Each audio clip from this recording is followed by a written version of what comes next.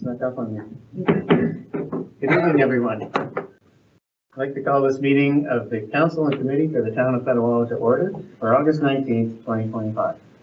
Welcome to members of Council, staff, and our special guest we have with us this evening. We'll start this evening's meeting off with the reading of the land acknowledgement, and this evening it's Deputy Mayor Sadler. Thank you. As we gather this evening, I would like to acknowledge on behalf of the Petawawa Town Council and our community that we are meeting on the traditional territory of the Omama-Wanini Algonquin people. We would like to thank the Omama-Wanini people and express our respect and support for their rich history. And we are extremely grateful for their many and continued displays of friendship. We also thank all the generations of people who have taken care of this land for thousands of years. And we wish to acknowledge our shared responsibilities in responding to the Truth and Reconciliation Commission 94 calls to action. Call to action number 64. We call upon all levels of government that provide public funds to denominational schools to require such schools to provide an education on comparative religious studies, which must include a segment on Aboriginal spiritual beliefs and practices developed in collaboration with Aboriginal elders. Recent progress. As education falls under provincial jurisdiction, the provincial and territorial governments are responsible for the response to call to action number 64. Thank you. Are there any disclosures of pecuniary interest on any of this evening's matters? Okay, we're going to start things off this evening with a special presentation. I'd like to welcome the Director of Education for the Renfrew County District School Board, Kristen Meany, who's here this evening to talk to us about an outdoor learning project with the Z Nature Foundation. So welcome to Council. We're looking forward to your presentation. Thank you, Mayor Service. I really appreciate that you've given me a little bit of time for this evening. And we are really proud to share this opportunity with you. And I'm here because it requires your support. So I'll get to that part towards the end. And I know in your package you received a copy of the presentation as well as a sample letter of intent and sample resolution for your consideration. So I thought I would sort of quickly walk through the presentation. We had the opportunity to present at County Council last week. And Mayor Service asked that I come and follow up with you because the resolution needs to happen at this level with you. Okay? And so just a bit of an overview of where we've been as a school board. In the spring of 2025, we completed a comprehensive consultation for our next strategic plan, which will run from 2026 to 2030. And through that process, and also through the last 2 years of budget consultations, overwhelmingly the feedback from the RCDSD community, so students, staff, families, and community partners, is to prioritize student engagement and well-being. And I highlight that term because that's the ministry's term in terms of they've got 3 priorities that we have to pay attention to. And that's one of them. And there are specific indicators that we need to look to improve, one being attendance, for example. And so we have made a number of significant investments in this area, including dedicated staff in a time actually of budget, reductions.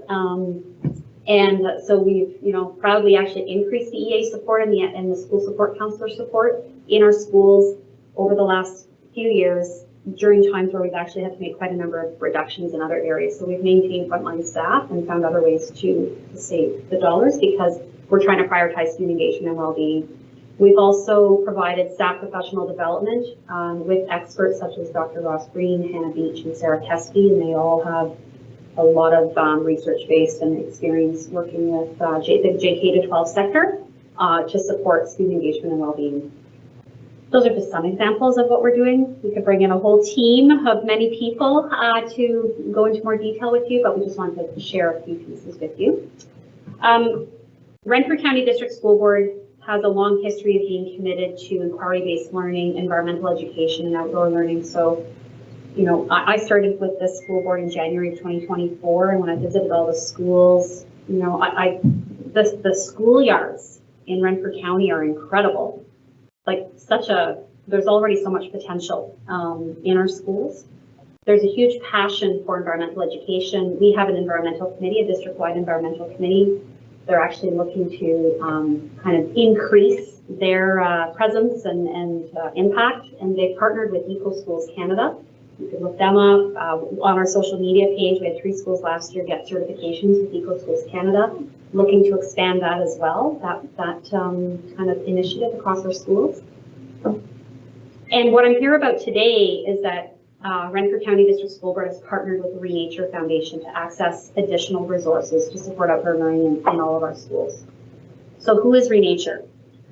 They are a Canadian nonprofit organization that creates regenerative landscapes in schoolyards. And we know the research is clear. This applies to everyone. The more time we spend outside, that can really improve our well-being. Also, there's data that's showing like kids are worried about climate. We can just see this summer what's happened. They're worried, like there's anxiety related to what's happening in our world from an ecological perspective. So, this addresses that as well, because there's a link between, they have lots of experts around outdoor learning, but there's a link between if you spend time outside, like it's not good enough to, I was a high school science teacher.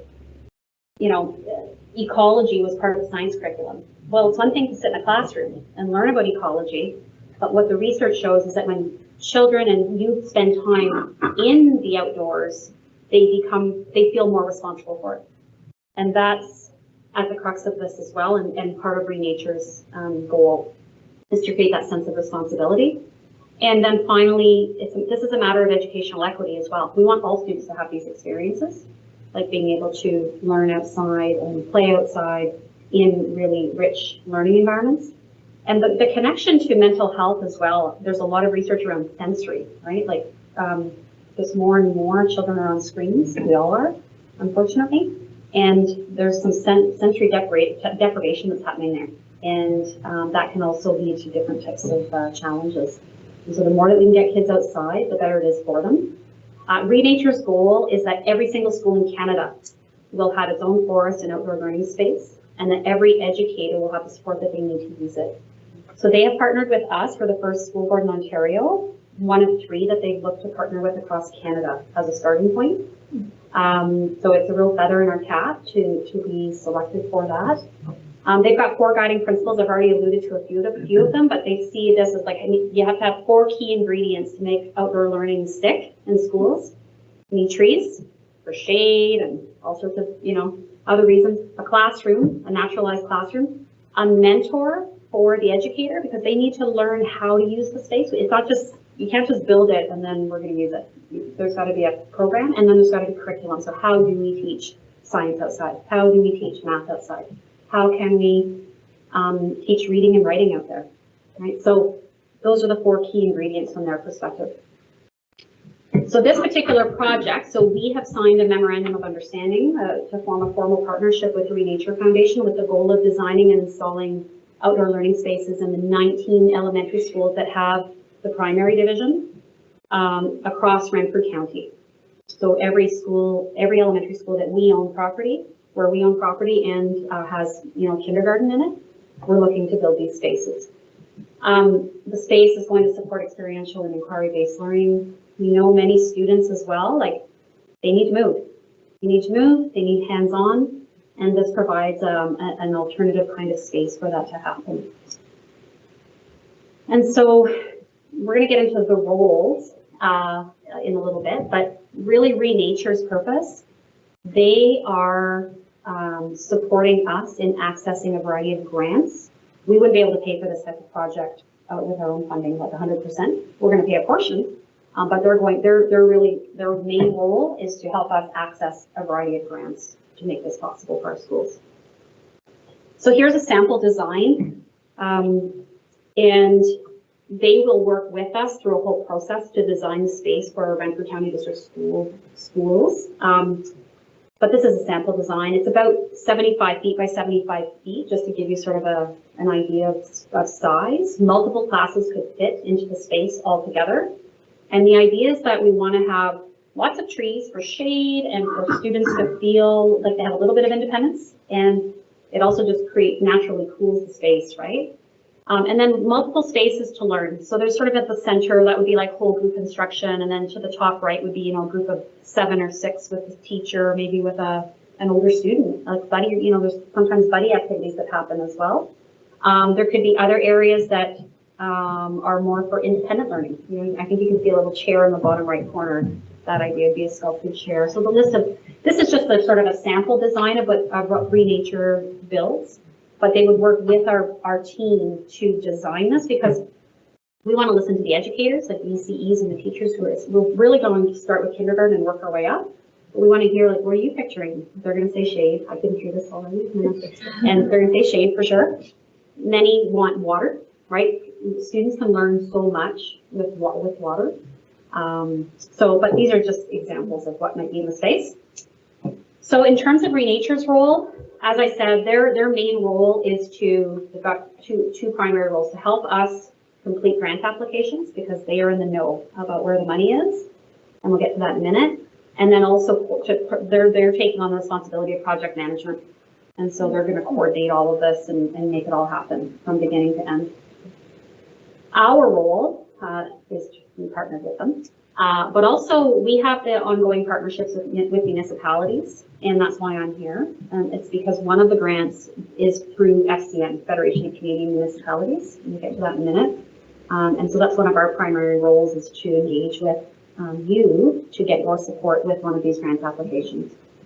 And then also a long-term commitment. So, you know, they're going to help us for about 2 years to get through the whole process. And they are going to support us with professional development and learning how to maintain all of these spaces. And then they release them to us, and we need to keep that going over the lifetime of those spaces. And those spaces typically, if they're well maintained, can last 20 to 25 years. So this slide is like the highlight, because that's why I'm actually here at your meeting. In terms of each municipality's role, as I mentioned, one of the primary grants that Renature is looking to access is Canada's Community Canopies, Growing Canada's Community Canopies program, GCCC, through the FCM. And that grant was set up for municipalities to access. But here's the catch. It's a 50-50 match. So whatever you apply for, you have to be able to match with your own budget. And what FCM has communicated to Renature is that so every single municipality has access to up to $10 million over the lifetime of the grant. That's a lot of money. Like, you may not be able to kick in $10 million to match that, right? So what they've communicated, FCM has communicated to Renature, is that there's a lot of money sitting there that's being unused. And so what they are open to is, if Renature completes these grant applications for every single one of our schools, in this case 3 for Petawawa, to request $50,000 per school site. So in other words, for Petawawa, with the 3 schools that we have here, Pineview, Herman, and Valor, we would be asking for $150,000 out of the $10 million that you have access to. And so we need your support to be able to submit those applications. And I put this in bold, I'm not asking you for 1 cent, no cost to the town, other than, the $150,000 out of that $10 million pot of money through FCM that we would get and put in and use to build those spaces. And that's a portion of the cost for each project. The total cost for each project is estimated to be $100,000. So that's why I'm here. And FCM has said, in terms of timelines, FCM has said that the applications are due, I believe, mid-September, September 15th. And they have said that they would accept our applications by that deadline with a letter of intent, and simply a letter of intent from one of you saying you would bring a resolution for consideration to be passed. They won't approve the applications until they get a confirmation that you passed a resolution saying that you support us in accessing that, in this case, $150,000 through this grant. So that's why I'm here. We're very excited. We think that this project is building off of what's already great in our schools. And in times where there's lots of information out there about how children's mental health, youth mental health needs some additional support. We think this is one way. It's not the only way, but providing children with access to the outdoors and learning outside and being able to move is certainly going to make a positive impact. But we need your support for this piece. So that's why I'm here. And perhaps at this time I can answer any questions that you have. Oh, and I just should mention that in terms of timelines, we're looking at getting all the grants approved and confirmed, like this fall, and then go through the design process over the winter, and then put the shovel in the ground next spring, summer, depending on the location in the school yard. So to have them ready by the fall of 2026, so in a year's time. Okay. Thanks again for your time. Okay, thank you very much.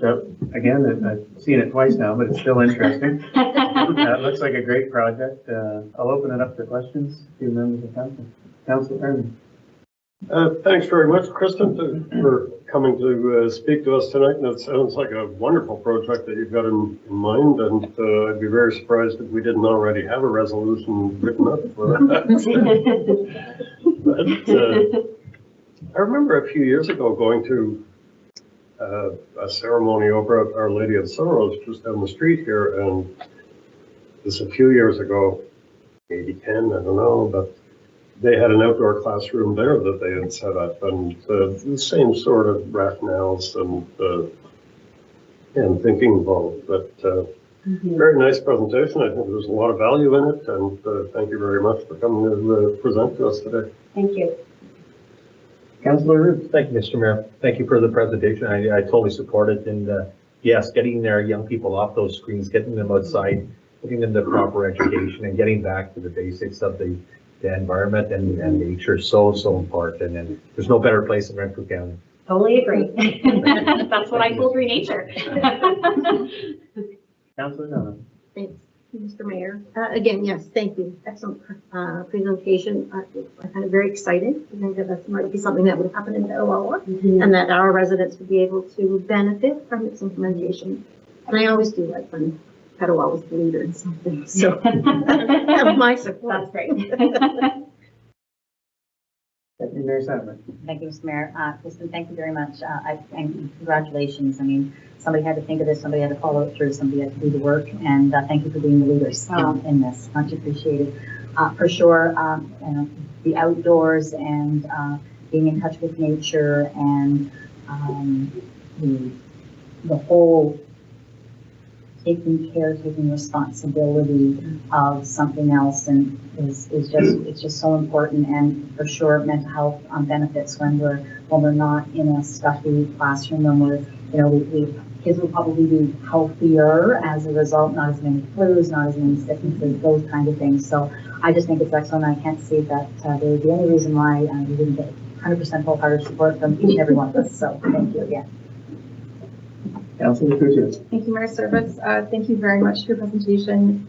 We hear about the problems, but it's rare to hear about solutions and solutions that are in our grasp.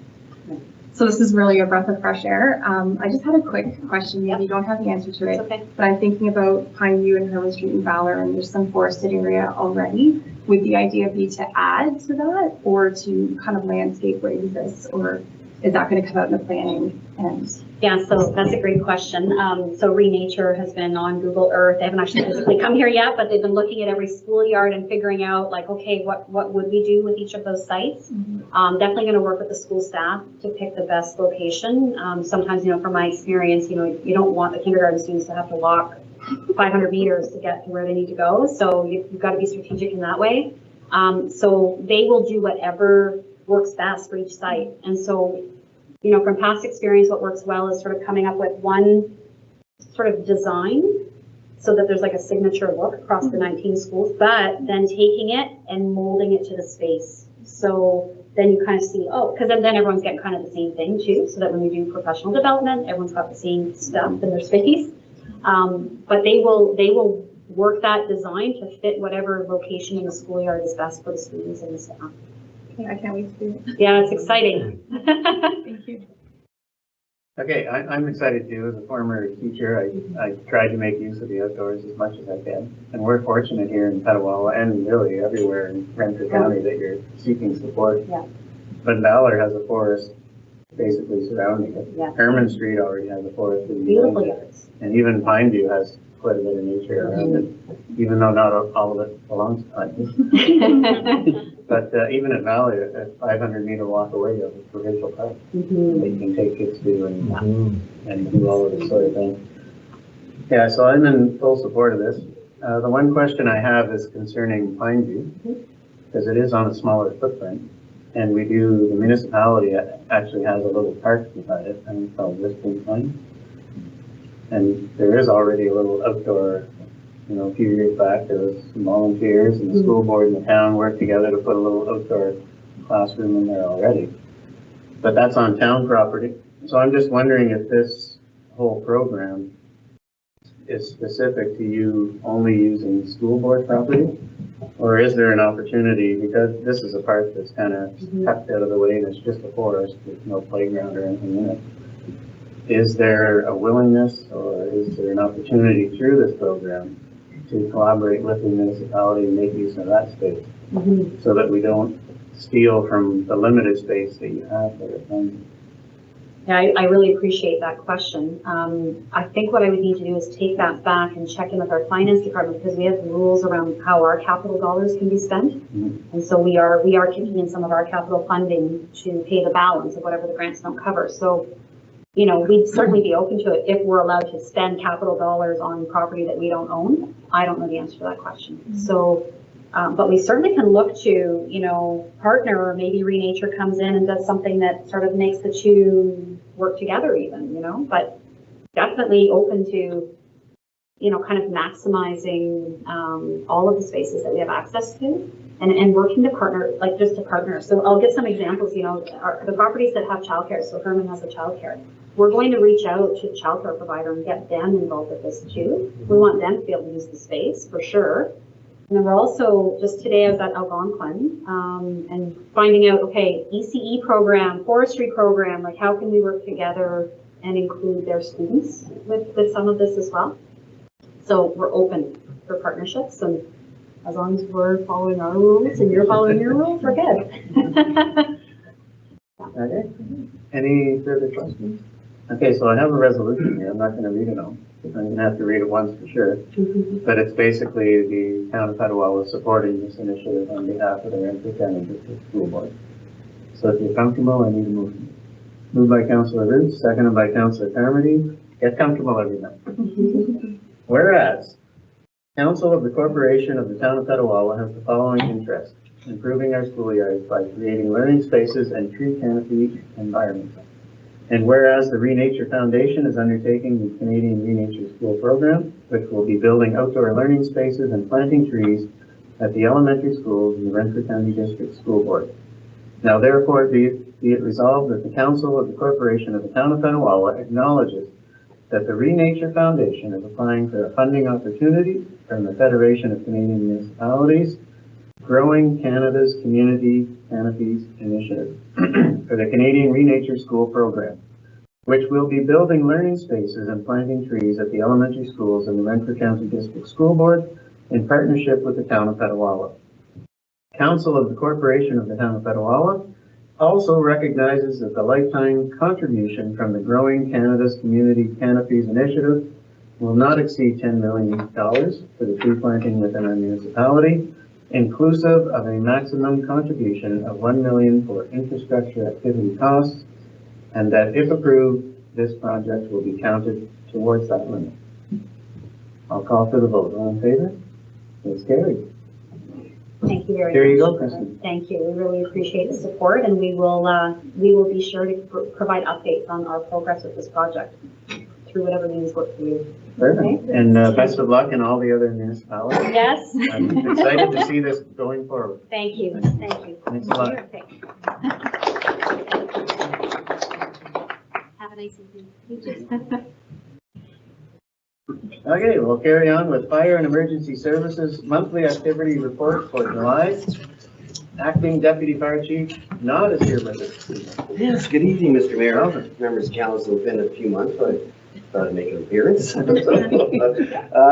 Acting Chief Crew is away tonight, so he asked me to step in. So,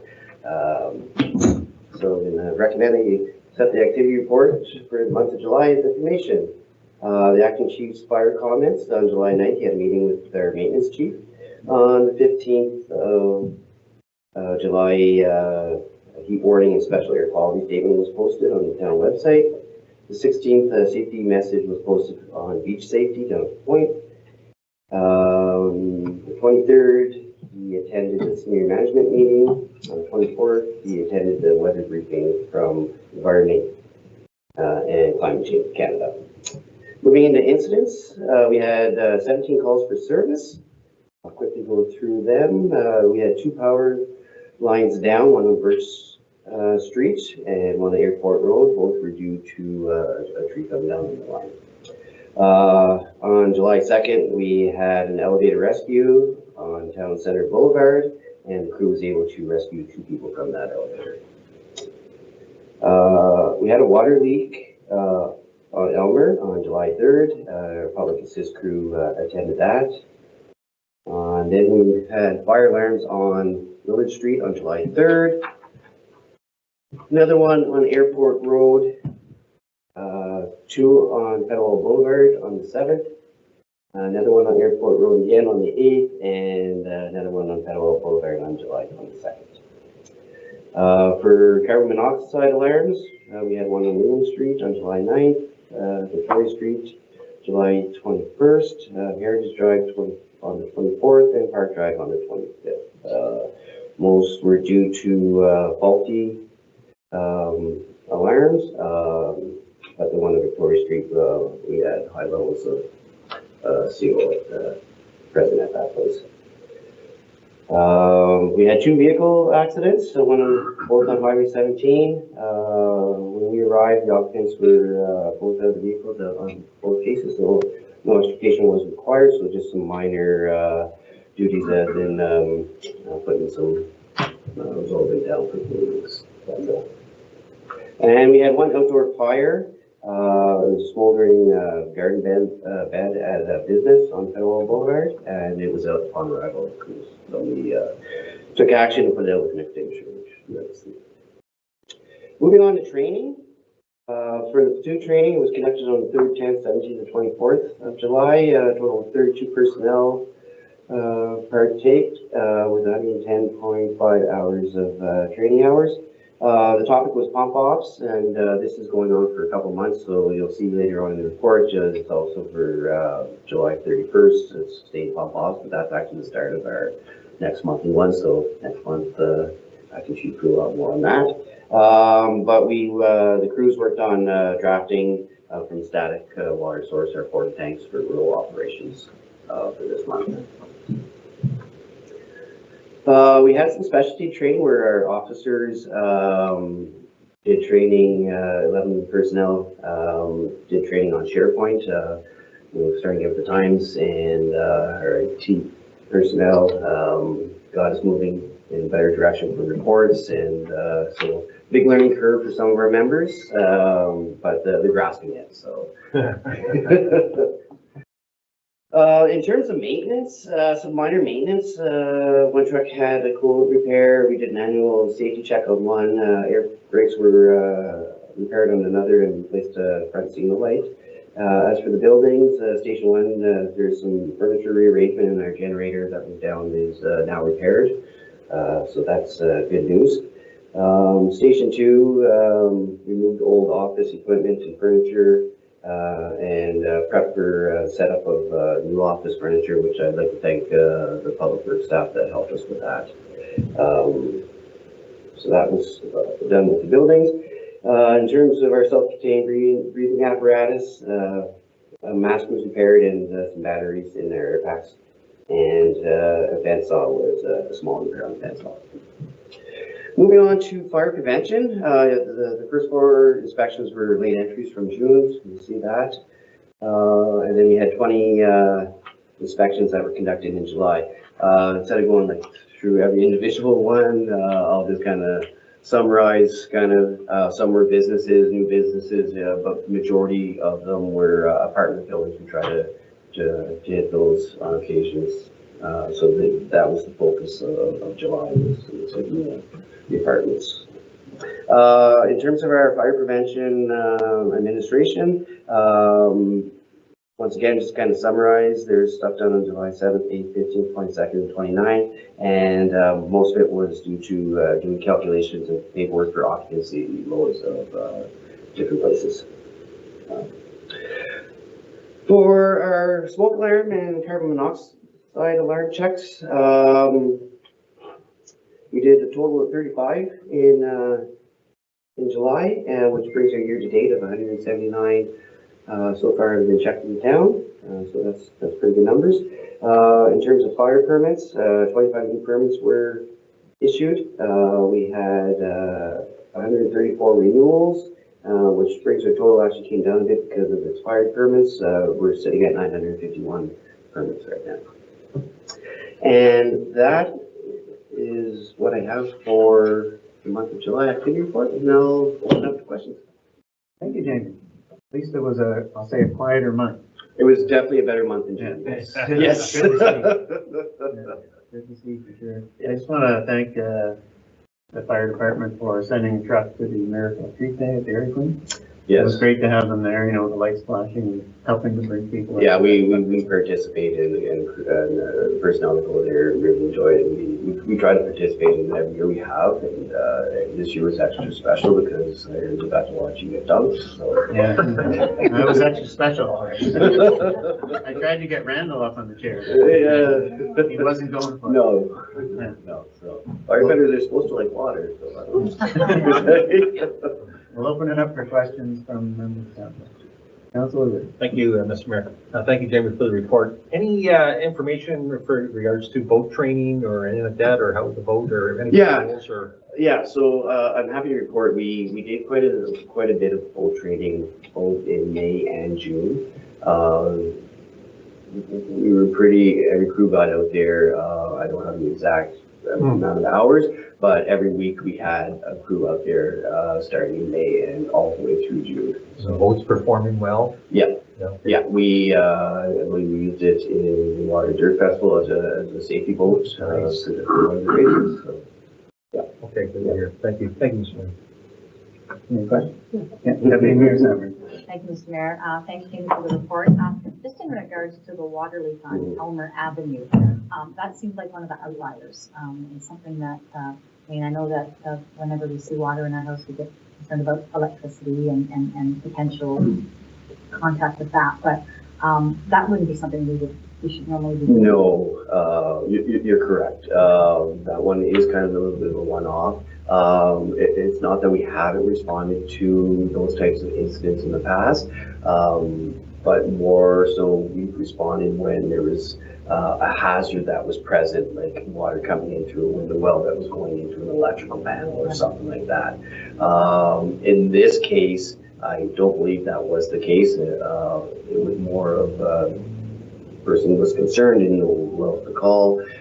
Normally that gets vented through our dispatch, where they would normally put a call to the acting chief or myself and get our yay or nay on it, whether to respond, and that's the type of questions we'd be asking our dispatch, if there was a safety concern or not, but that particular call, that did not happen. But we're always working with our dispatch. Like, they do a great job for us, and you know, it's a very tough one for them to vet some of the calls. So we try to engage them after some of these calls and check in and just, you know, tell them kind of what our needs and stuff like that. Just moving forward, yeah. So. Thank you. Any further questions? Just a question about the one location that had 3 fire alarms. Yes.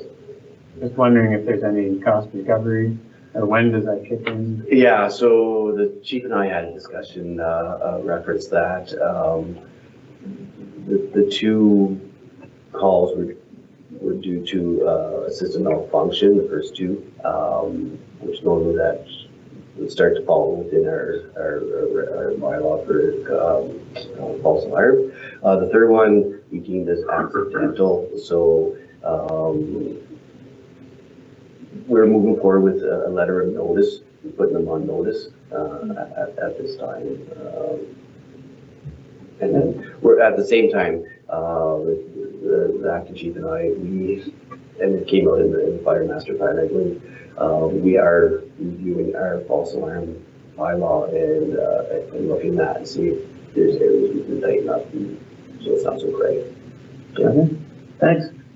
Any further questions? I need a motion to accept the report.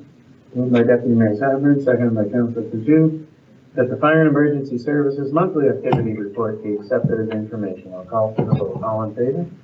That's carried. Thanks a lot, Jamie. Have a good night. Next, we have the Recreation, Culture, and Tourism Report, Monthly Activity Report for July. Colin, on the other hand, had a very busy and August. Yes. Good evening, Mayor and Council. So here with July's monthly report for information.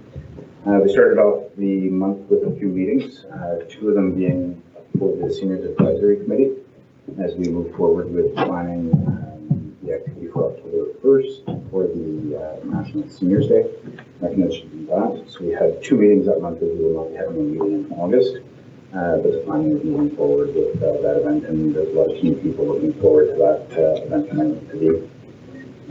Sean also had a meeting to further discuss the community grant partnership for seniors with the library, both one that I'll talk about a little bit further, and then the library as well. So there's been some great partnership of having seniors group here at the South to run some programming, and that will turn vice versa for us as well. Additionally, for some of our summer staff, we ended up having to hire 2 additional staff members for summer day camp. Recently, we're experiencing more summer staff that we hire them for 8 to 9 weeks, but they're looking for 2 weeks of vacation on their own, and it's getting harder and harder, as everyone is well aware, to hire summer teams. So our way is to, unfortunately, hire a few extra staff to fill in those gaps. Budget-wise, it won't have an impact since people are off on vacation, bringing in new people, but to keep up with the amount of children we have in our summer camps, it's a necessity to ensure the safety numbers are there. So that's the step we've taken to move forward to make sure that the safety is there for the children. We have received the Ontario Seniors Community Grant in the amount of $23,221.15. This is very similar to our previous grant. This will go toward additional seniors programming that can take place here at the Senior Center, as well as in the community. And so it's great to see that, because that'll just reinforce the fact that we can continue the work that we've done here for seniors programming and community seniors programming to keep that moving forward. It'll be great that we can offer even more for the community in the 50+ age group. As far as we move forward with some of the EGTO applications, we're finalizing and updating everything as far as corporate structure and changes, as well as Lana is finalizing the application for the arena to have that as a licensed area in summer only. That would be only the arena floor of slab. That will not include the stands or anything like that, just to keep it for events, whether those are rentals or for town use as well. She is also in the midst of completing SOPs for both the Ramble and the tailgate event, the Christmas tailgate event.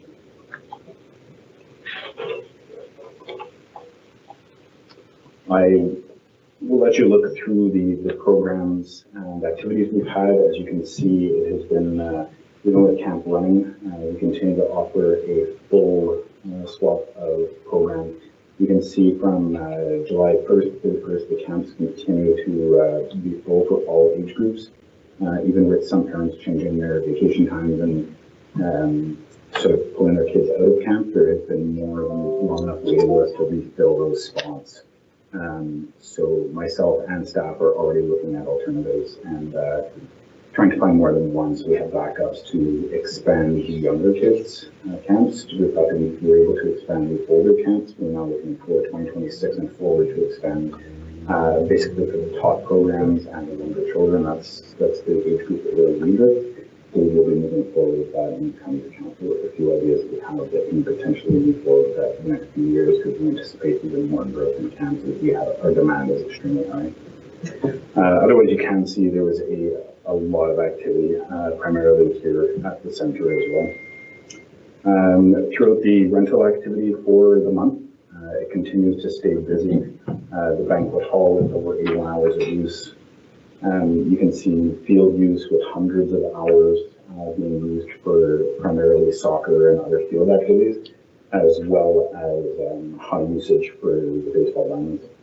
And as well, we're now renting out the volleyball courts for a small fee, so we're seeing growth in that as well. So there was an additional court added, a third to the 2 beach courts that were added over the Civic Center property. So we know we will eventually run out of space. We're trying to work with what we have and keep everything at low and minimal cost to expand some of those programs and opportunities for the community to use, as well as what the town is able to use for its own programs. Canada Day, I believe most of you were there. That was a busy day for us. And as you can see from the notes, I've already had the opportunity to sit down with Ellie from feedback from various people and looking to expand that. So we'll be coming forward with to council on how we can do that, probably in the early new year and as well in budget planning time to see how we can do that and what's the most affordable and realistic way to do that as well.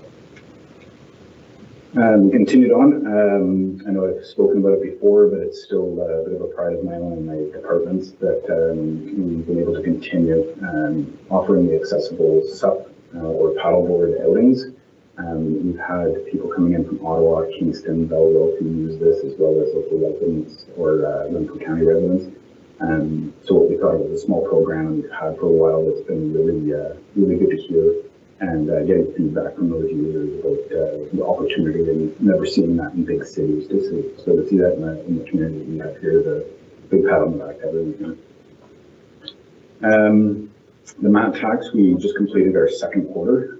It generated just over $55,000, so that's 110, which is 55 for each community. So I will be bringing forward after contacting the OETA with the requests on their recommendations and plans for their component or their half of the mat tax. I will be bringing that forward probably in September, October, as well as recommendations on what the town can do with their portion as well to further our tourism opportunities as well as our recreation opportunities as stated in the planning for that mat tax planning.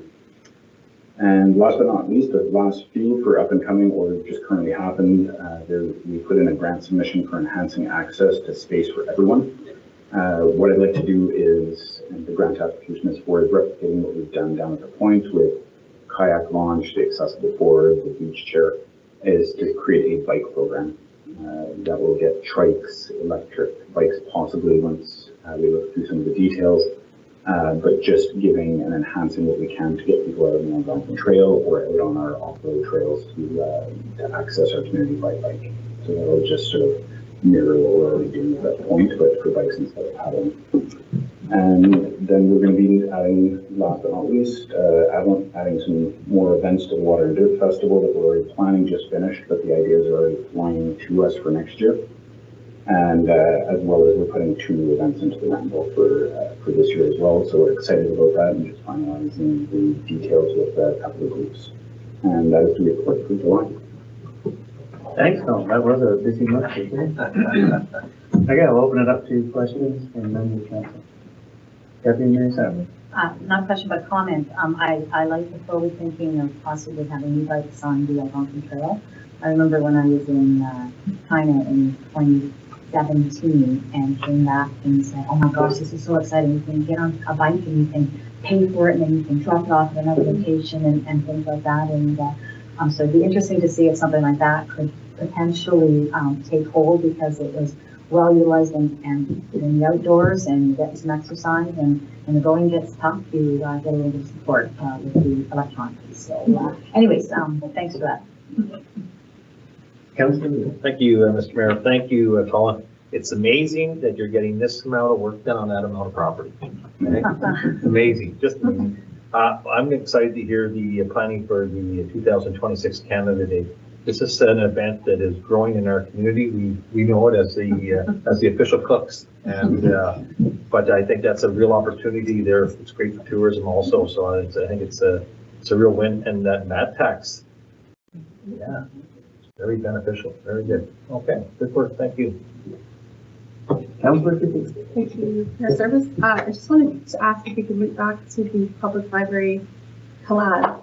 Is that the silver check that's mentioned? So the auditor, I believe, once a week right now, is moving downstairs for everything to do with tech. So it's anything from how to use social media to stay in contact with your family members, banking, and it's they're crossing quite a bit of information there. And I know that has been, from our surveys and stuff, quite a bit of a request for exactly that. So it's great to see that funding at the library is able to get this, able to come over here and come out of the library and into the wider community. Okay, thank you. Any other questions or comments? I just wanted to, and I hope I have this right, because I know we get self-funding for our seniors programming, but this Ontario Seniors Community Grant was in addition to, over and above the stuff. Yes, this is similar to the grant that we were able to initially hire Raytheon on to cover staffing and programming. So this will just further what we've already been doing with her to offer even more programming. So that'll subsidize a lot of the various activities, various events, and programming that we do not only here but in the community as well. Yeah, that's fantastic. I must say, every time I drive by here, there's always lots of cars in the parking lot and all kinds of positive feedback from everybody, all the activities we have going on. So it's great to see. Just a comment about the AGCO license that we're working on for the Civic Center and for the Farm to Trail event. Is that so that we can, so that vendors can sell their product? Or is that so that product can be consumed on the trail? So that would be product we consume, so we can do a tasting on the trail. The farm to trail, it would be, we've done it in the past with samplings. Not for purchase, that would be something that we would be able to apply for. The vendor themselves would have to apply for a sales permit. Okay, so just to tie in with that, because we just passed the resolution at county last week for the Taste of the Valley, and they were applying to the AGCO so that their vendors at the Taste of the Valley events could sell their products. So I know that we've applied. We won't have it until 2027, 2026. Yeah, we'll have it again in 2026. The county just made an application, I think it was for Cogden and somewhere else. So is that something we would be interested in? And I'm guessing we would have to do that through the county because that's their event. For the farm to trail, we run that on our section, on the paved section of the trail, so that would be an application we could put through the AGCO line to apply for that. I think with just the focus being on the farm side of everything and all the other vendors going along the sides of sampling or taking something home, something small home, I think we could look at that for maybe another event, another activity that would fit better within this particular activity. That's something we can look at. Yeah, I'm thinking specifically about when we get the Taste of the Valley. Would we want our vendors at, I know it's a county event, but it's on our property. Would we want our vendors to have the ability to sell the product at our Taste of the Valley event? Something we could look into further with Christine and see what the vendors want to do, and also ensure that we're doing it properly and what the liability is behind takeaway alcohol. So it's something we could look into further and ensure that we're crossing all the T's and dotting all our I's to make sure it's done properly. Right on. And really pumped about all the positive feedback and the accessible stand-up paddle. I think that's fantastic that people are coming from all over to use that. Is the one system we have, is that enough to accommodate all the use that we're doing? It's enough. We schedule that. If the other activities, the floating wheelchair can just be used at any time. It doesn't take any training or additional work. The paddleboard does take training. Staff have to go down and train the family how to use it. There's always a risk with something like that, but they're using it properly. So we want to make sure that the first time that they are being trained by staff on how to use it safely, and we also incorporate the family in, if we can, into the activity, whether they're on the board with the person using it, or if they're accompanying them on a second board or kayak to go along with them. We try and include the whole family, so to speak. Yeah, and I love the idea of that ease grant and getting accessible tricycle, I guess, and e-bikes, and having our comfort station as the center for people to access those. And that makes them come here to our community. Mhm. And then they can travel outwards from there, but they're always starting here and finishing here in our community. I think that's a great idea. Yeah, I'm with Councilor Roots there on the mat tax. I think that must be beyond everybody's expectations. I know we talked about maybe 100,000. We're estimating between once we've completed the split between the county, we're still on course to be between $90,000 at the end of the year. And in the last report, that will always be used for the year after. So the money that we've collected this year will be used for 2026, 2026, or 2027. So we know exactly how much funds we're dealing with to plan for the. Yeah, and it'd be great to get a report from the county showing us here in Petawawa how they use the funds to promote it. With the agreement that they do have to come forward, and I've requested that they provide me something that has a general outline of where they're planning to use some of that funds. So as I said, probably next month after, I'll be bringing something forward with what they're recommending, as well as what our government will recommend we use for our portion to move forward with the non-tax. Right on. And congratulations again on another outstanding Water and Dirt Festival. I took in as many events as I could. I did check out the beach volleyball. It was great to see all three courts fully in use all the time. At the junior tournament and the adult tournament, both days was great. And I was out at the Dirty 30.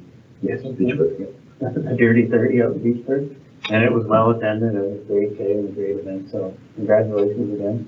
And another fantastic festival. Okay, any other questions or comments? I need a motion to accept everything. Moved by Councilor Coutu, seconded by Councilor Carmody, that the Recreation, Culture, and Tourism Monthly Activity Report be accepted as information. I'll call for the vote. All in favor? That's carried. Thanks, Colin. Thanks a lot, Colin. The highlight of the evening then. Nobody's set up yet. Oh, No. sorry. Oh, that's right. It's just public works. Public works activity report for July. Trevor. Just Right-hand man. brought back. Just in case any blue box transition questions are asked, don't really understand that too much. It's almost impossible to comprehend. Good evening, everybody. I'm being honest, it's a terrible program. So my activity report for July is as follows. Our Public Works Office expansion. We have our security system now installed along with some cameras, and essentially looking to meet later this week with CEO Colin to formalize our we call that a dedication plaque for the building, and then hopefully have our grand opening photo shoot. So I just want to make sure that I have all the important dignitaries on the plaque. Certainly I want to have our members of council and our mayor on it, seeing as this group saw that construction through. So certainly very proud of what we've been able to accomplish. So that will be coming soon. Under Town Hall renovation, the renovation work commenced on July 14th, and our scheduled completion date is September 25th. Under Civic Center parking lot improvements, moving forward, construction started this week. We had a slight delay. We wanted to start the week of the 21st. We had a delay with the shipment of the stormwater OGS system, oil guard separator system, but it's there now. Construction is underway. We also signed off on the finalized design for the 4-court pickleball facility, and the issue for construction drawings will be provided to JWK by the end of this week. So we'll have the finalized costing for that for an update for our next meeting. Everything's moving forward nicely with that project. Under our building condition assessment, the final assessment will be provided to staff by the end of September, which will coincide nicely with budget time and planning for 2026. Under our water and sewer projects, Pinehurst Estate sanitary sewer upgrade will commence the first week of September. Under water tower rehabilitation on Water Tower Road, construction is set to commence September 2nd. Under grit tank number 2 rehabilitation and grading repairs, construction is set to commence August 27th. I just received that email update a few days ago. Under the disinfection byproducts reduction study, the study is ongoing at this time. Under road reconstruction projects, Norman Street in and out, access to Comfort Station and Algonquin Trail parking. So we've had our setbacks on that project, but we are gaining ground. I wanted to thank the efforts of Christine Mitchell and Melanie Shear for their support and keeping the project going. Certainly Christine has been keeping me moving. So where we're at right now is we have the private land encroachment issue near a resolution. So we should have that concluded soon. Our next step in consultation with JP2G is to schedule a public consultation meeting. We hope to hold it at the Comfort Station on September 4th. The intention behind that is to have members of the public come and look at the two design options we have for the in and out access off Boulevard, get feedback from the public to see what they like, don't like. And at the same time, we want to provide the concept design drawings for the reinvigoration of the Kittyland property, because it's all kind of part and parcel with what those people, those residents in the area will be seeing in the future, and there will be changes coming. So we felt that public consultation was a good idea before we embarked on this project. So setting the proper foundation and the proper process in this regard, I think, is worth the extra little bit of time required. And following that public consultation, we'll then proceed to tender with the goal of closing at the end of September, report to council for award October 6th, and construction starting later in October. So it's a late start. We're still hopeful that we can get a lot of the work done. In my discussions with JP2G, we are looking at options for the tendering where we would start the work in 2025, and if need be, bridge the project into 2026. Of course, I would come to council for and better explain that and seek approval if we need to bridge into another fiscal year. But that's our intention right now. It's unfortunate that we've had the delays, but we are moving forward. It is a very important project, and I'm looking forward to seeing the move ahead. Under Black Bay Road and Eichstead Road, so our construction commenced July 16th. We had base lift paving the week of August 4th. Top lift paving was completed the week of August 11th. And this week we have driveway tie-ins being paved, mailbox adjustments, and shouldering is scheduled tentatively for this Friday, with pavement marking, line painting to follow. So we're really hoping by middle of next week to have the job essentially completed, with the exception of our line painting, which is done through our annual contract. And we've kind of been holding off on getting our contractor in because we're so close to having that project done, and then the contractor can just do all those lines while he's in, and he doesn't have to remobilize and come back to grab those roads after the fact. So it's looking really good. We've had a lot of positive feedback from the residents. It's certainly smooth, as Councillor Carmody pointed out, and people I think are enjoying the wider platform. So yeah, we might have to put a speed monitor out there at some point. But yeah, it's going really well. PXO installations on Herman Street at Kittyland Park and on Herman at Doran. So the focus right now is on the Herman Street and Doran PXO for completion and construction with the County of Renfrew Road Rehabilitation Project. It's going well. The concrete work is being done by Greenwood. Then the sonotubes will be put in for the crossing, the poles will be put in. The unfortunate part is, because the construction project is where it's at right now, we're going to be hard pressed to have that PXO operational for the start of school. So I have had some emails with CEO Colin, kind of running some ideas with regards to that. Colin, do you want to speak to that? Sure.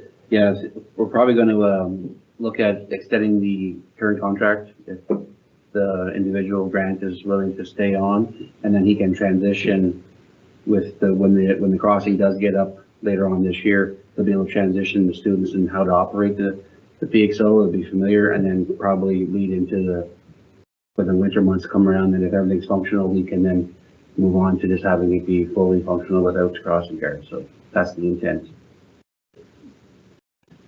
Okay, and then the PXO on Herman Street at Herman Street School, we had two designs. So this week we finalized the design for that PXO. So included with the PXO is also a sidewalk that will lead from Herman Street along the access road to the Kittyland parking area, so that students and parents can have safe access right from basically from the parking lot, get onto the sidewalk, approach the PXO, cross safely, and then have sidewalks to access the school. And it took us a little bit longer to get that design completed. We had to look at the design for the reinvigoration of the Kittyland property. There are some walking paths in there, and that will actually align with the sidewalk. So once that facility is all completed and all those improvements have been made, there'll be a trail network that aligns with the sidewalk that takes people right to the PXO on Herman Street. So again, we're a little behind on that one, but we should be out to tender very soon. So I wish we were a little bit further ahead on those two projects, but inevitably you're pushing as many projects as you can, and it is what it is right now. So we will get them done by the end of the construction season. It's just not going to align with the start of school. I will be reaching out to Bill Murray at the board just to let him know and update him on the progress. Under operations, our maintenance crews have been doing great work. As you can see, lots of effort, lots of culverts being changed, trees being cleaned up. Teddy and Peter and the crew are doing a great job day in and day out. Locates, another busy month, 182 locates completed. Under social media, the one item I wanted to point out there was the July 2nd notice for the outdoor watering schedule. We are in a drought condition, I would say right now, so we proactively put that notice out to residents to encourage them to follow the watering bylaws and adhere to the days of watering that apply to their address and the times. It's so important right now with the stress on our water plant. It's very dry. I have had ongoing discussions with Brad Sweet down at the water plant. Everything is running good. We haven't been drawing any abnormally high amounts of water from the city of Pembroke, which is great. We're following our goals for this year as far as how much water we're pulling, and our plant is operating at good capacity right now, and we haven't had any issues to date with the dry weather, so all is going good on that end. Procurement, there's the items there just to provide a refresh on what we've been up to as a department. Under civic properties, we had a staff recognition on July 31st for Steve Heath, our facility operator, on his well-deserved retirement after 38 years of dedicated service. A really nice barbecue they put on for Steve, and it was well attended by the staff, and it was really nice to wish him all the best in his retirement.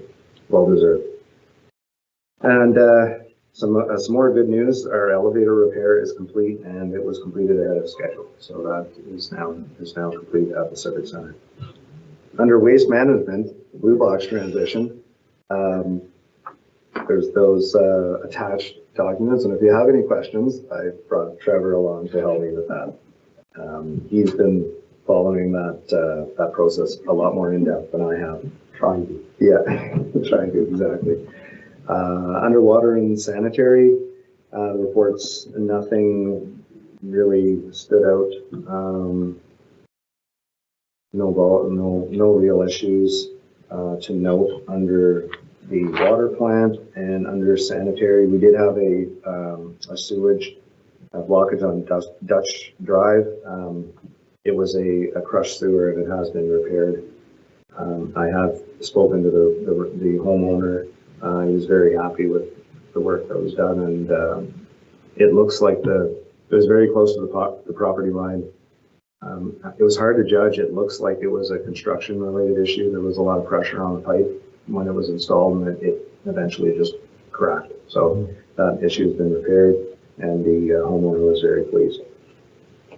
No other issues seen in water or sewer. And that is my monthly report for July. Happy to take any questions. Okay, thanks, Chris. Questions from members of the council? Councilor Kerman. Thank you for your service. Thanks for the report, Chris, and thank you for pushing ahead our suite of projects through the busy summer months, and keeping a firm hand on the rudder as you navigate through all of the unexpected and the gotchas and everything that goes along with all these projects, like usually happens.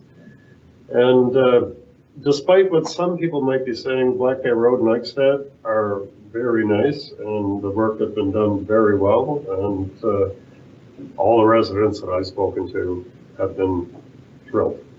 Excellent. So, Thank you, Councilor Kerman. Appreciate that. Deputy Mayor Simon. Thank you, Mr. Mayor. Chris, wonderful news about the pickleball courts, about the 4 courts. I know that Yeah. that was tenuous at times, and really know that the entire team that plays, and I saw them all out there today when I was over at Civic Center earlier, and holy smokes, there's a gang of them, and people waiting in line, so I think that will serve them really well.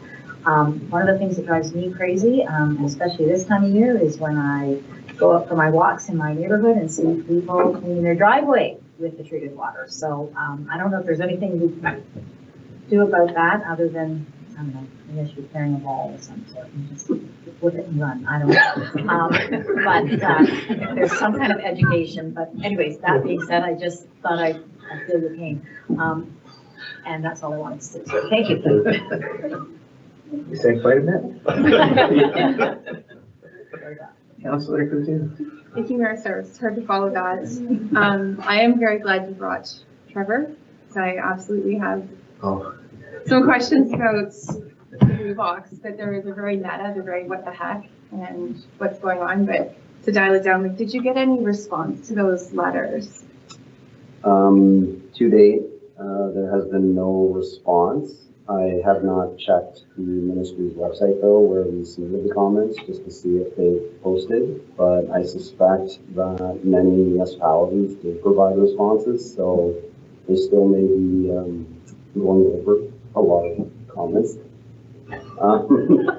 Some not good. Being 4.5 months away from this implementation of the new Blue Box common collection system by the 100% fully funded producer model, and then the province throws these amendments out there, it's kind of a big curveball.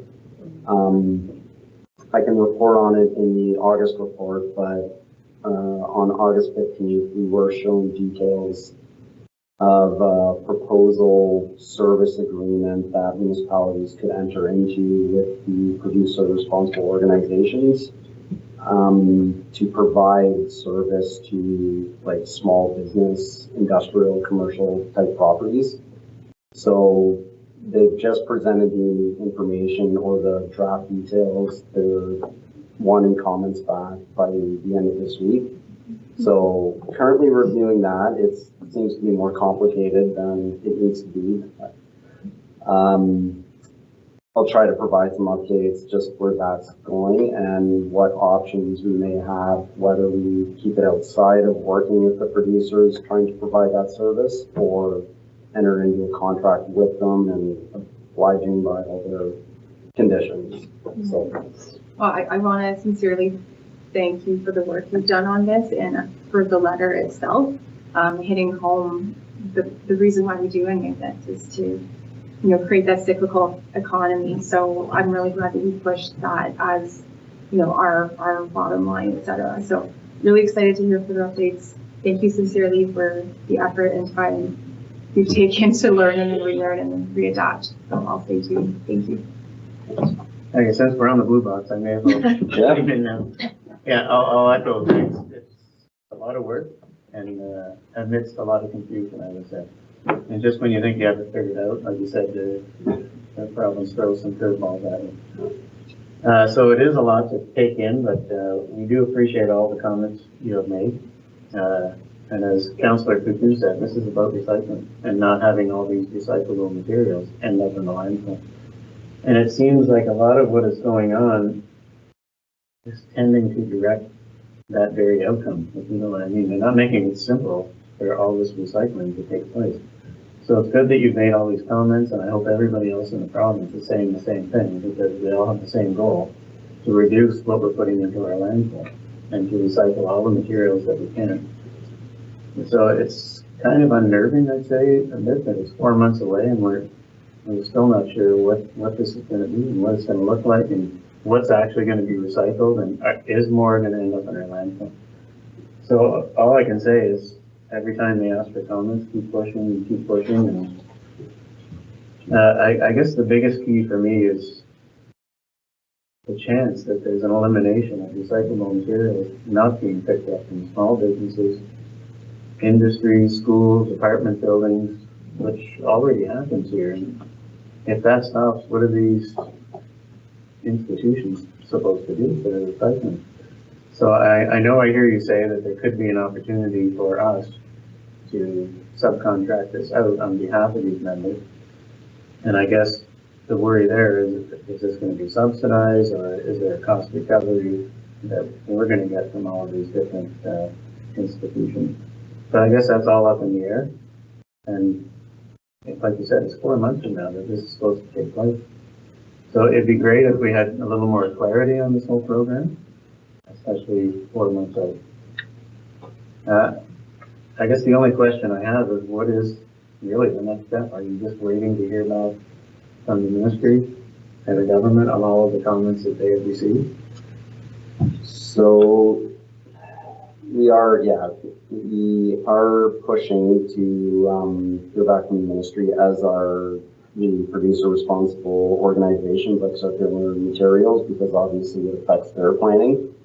So they're putting pressure on, which was good to hear. The ministry really does have to make a decision on some of these items, because planning efforts have been ongoing since the transition started and continue. And, you know, municipalities have actually executed agreements, that kind of thing. And if there's impacts to that, it's going to restart the planning wheel for some municipalities.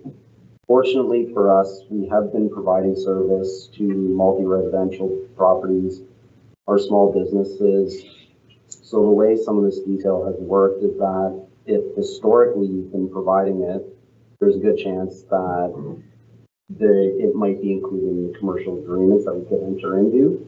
Or, like you said, we might be on our own to just have to figure that out and try to keep providing that service outside of any of the producer contracts. So still trying to figure out those details and costs.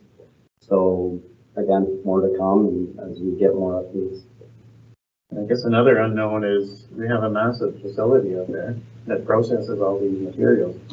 Is it still going to be used as a processing center or as a depot for all of our recyclable material? And I guess this wouldn't have any effect on our green bin program. That's a separate entity? Correct.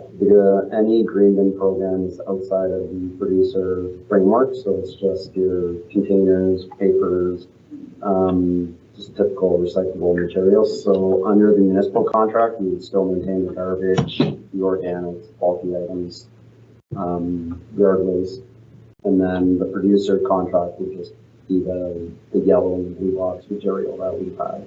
Mm-hmm. And then in terms of the depot, as far as we know, it's still going to be utilized, but I believe the Waste Recovery Center is still waiting to hear back on an application they made to keep that depot going. Okay. So I guess we'll anxiously await your update. Us and many other municipalities. Any other questions? Any other? I just have one on the Black Cat. I know that it gets moved around. I'm not sure how often. Every couple of weeks it's in a new area. I'd be interested. I don't know about the other members of council, but just every time it gets moved and we have updated stats, I'd like to just receive them. Like, just send them out. I'd just be interested in, it was on this street and here's the speed data for this street. Like, I often get asked from residents, can I get it on my street? Can I get it on my street? It might have already been there. And if I had the stats, I could tell them. Yep. CAO? Through you, Mayor Service, yeah, we'll definitely do that. We collect the data from the Public Works Department, send it through to the clerk, and passes it on to the police service or police detachment board, sorry. And then at the same time, we can simply add that to council distribution list and send it off to you guys. Perfect. Question about crack filling. Is there a particular time of the year we do it, or do we just do it as needed, or is there one time during the year that we go out and do all the crack filling? It's not a defined timeline.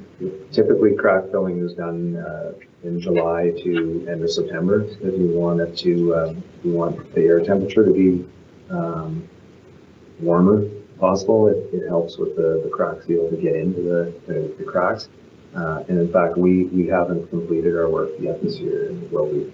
Okay. Beasenthal Road on the plan? Can be. Okay. Okay. I had some, a request, let's just say. Okay. Yeah.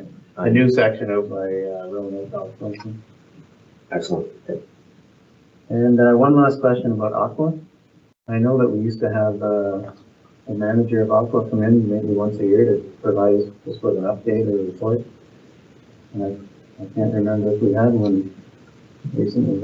Is that not something we do anymore? I've never really approached that, but certainly, yeah. Maybe it has been a while then. It has been a while. Okay. I've been almost 2 years. So, 2 years, yeah, not a problem. It'd be great to have Brad Sweet come for a meeting and provide some updates and answer any questions. Yeah. Like, it's good to get our monthly reports, but it'd be nice to hear from the manager and Absolutely. know what's going on. It'd be great to bring them. Okay. Any other questions? All right, I need a motion to accept the report.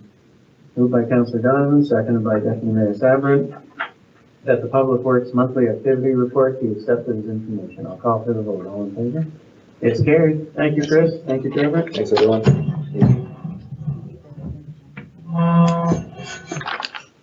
We're hearing from everybody today. Next up, Economic Development Monthly Report for July 15. That's why it's called Super Committee. So we can all come and be super together, which we are, a dynamic team of staff and council members. For the monthly report for economic development for July, busy month, very busy month considering it's July. Number of business registrations circulated from both commercial and home-based businesses, and a business opening, the Barbaritos Petawawa location finally opened at 10 Canadian Forces Drive, Unit 6. We celebrated that, so very happy to have this new business operating in San Petawawa, as is the Water Depot Petawawa, a business ownership change from relocation by Lisa to relocation by Laura, and others in the works. And the number of home-based businesses cited in the report package.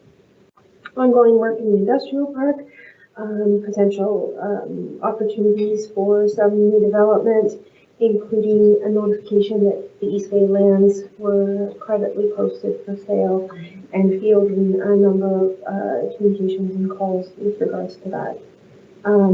With regards to the CIP, so the Community Improvement Plan, a number of engagements about that, resulting from the BRE presentation and work. Council already received some CIP reports in August. There's 3 more coming next week.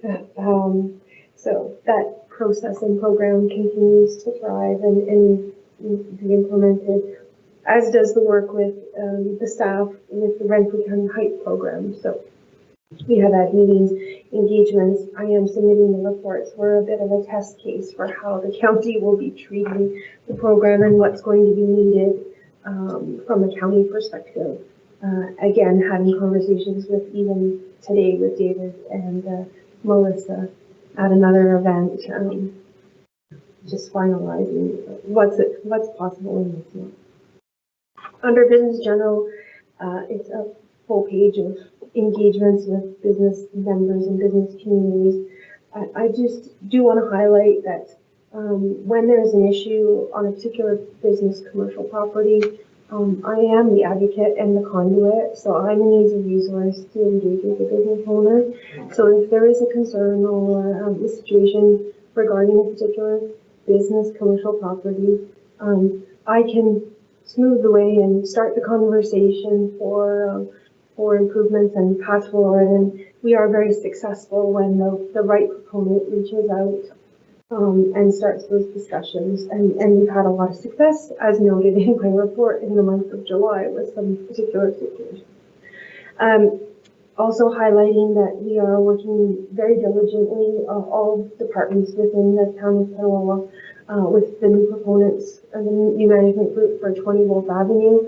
We're aggressively engaging with that group, the current ownership, and supporting the possibility of redeveloping that. And so there's a number of meetings that are ongoing and taking place to resolve those particular opportunities. We've also had a number of meetings with Melanie and myself with various developers who are looking to Petawawa for opportunities, including meeting virtually with the developer on July 31st, which has resulted in a site visit with a potential landowner for a concept idea. So we are following up on that particular piece. In terms of communications and marketing, there's been a lot of time spent in the month of July supporting the new website and doing website training work.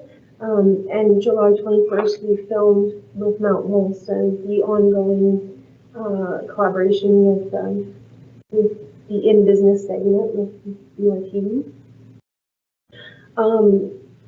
July was the review of starter companies, so it was 14 applicants this time, doing pitches to the four judging panel this time.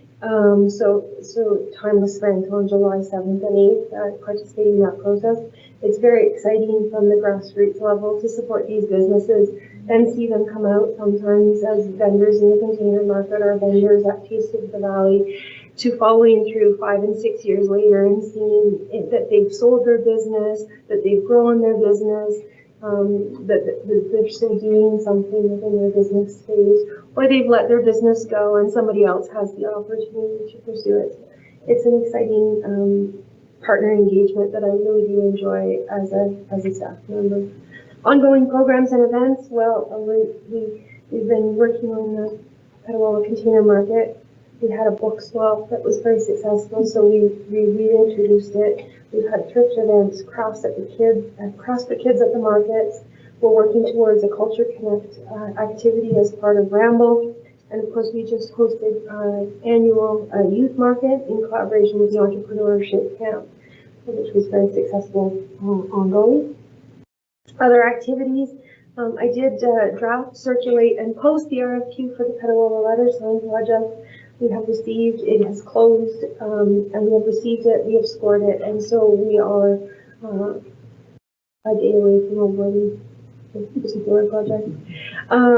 There's been ongoing engagements with Syntax and the branding committee on the wayfinding. So a report was also provided to council meeting passed, but work was definitely ongoing in the month of July. We did also revisit Think for some revisions to the Norman Street plan to re-include the Island facility in a different format at that location. That will be fundamental to the community consultation information session that Chris mentioned. We will compose on September the 4th. And of course, we've engaged Rivington Associates to support us in determining the value of the land, which Chris also mentioned in the documentation. I didn't have any reports for the month of July to council, but certainly made up for that. That's my staff report. I'm happy to answer any questions if there are any. Thank you, Christine. Questions from members of the council? Deputy Mayor Simon. It's not actually a question. Well, it's kind of a question. Looking at the home-based business names, Cash Flowing Crayons. No idea what that could be. Boots and Bikes Bakery. What could that be? And Whimsy Kids Boutique. I have a. I'm just like, where do these people come up with these creative names? Anyways, well done, them. That's what I wanted to say. Councillor Turner. Thank you, Mayor Service. Thanks for the report, Christine.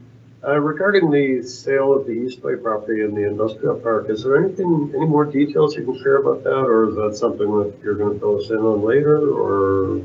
So the Eastway property it's owned by the Eastway. It was pre our current development portfolio within the industrial park. So unfortunately, it was sold with an intent to build on the property, but the documentation, development plan, and the process that we currently have wasn't in place at the time. So the land did transfer and it's owned by the Eastway Corporation, so they are able to sell the land. The challenge will be they'll sell the land in order to develop it. They will still have to work with the municipality on the development, but they won't be beholden to the timelines which are typical in the industrial park for development of land. So we received a number of inquiries of people regarding what they could possibly utilize the land for.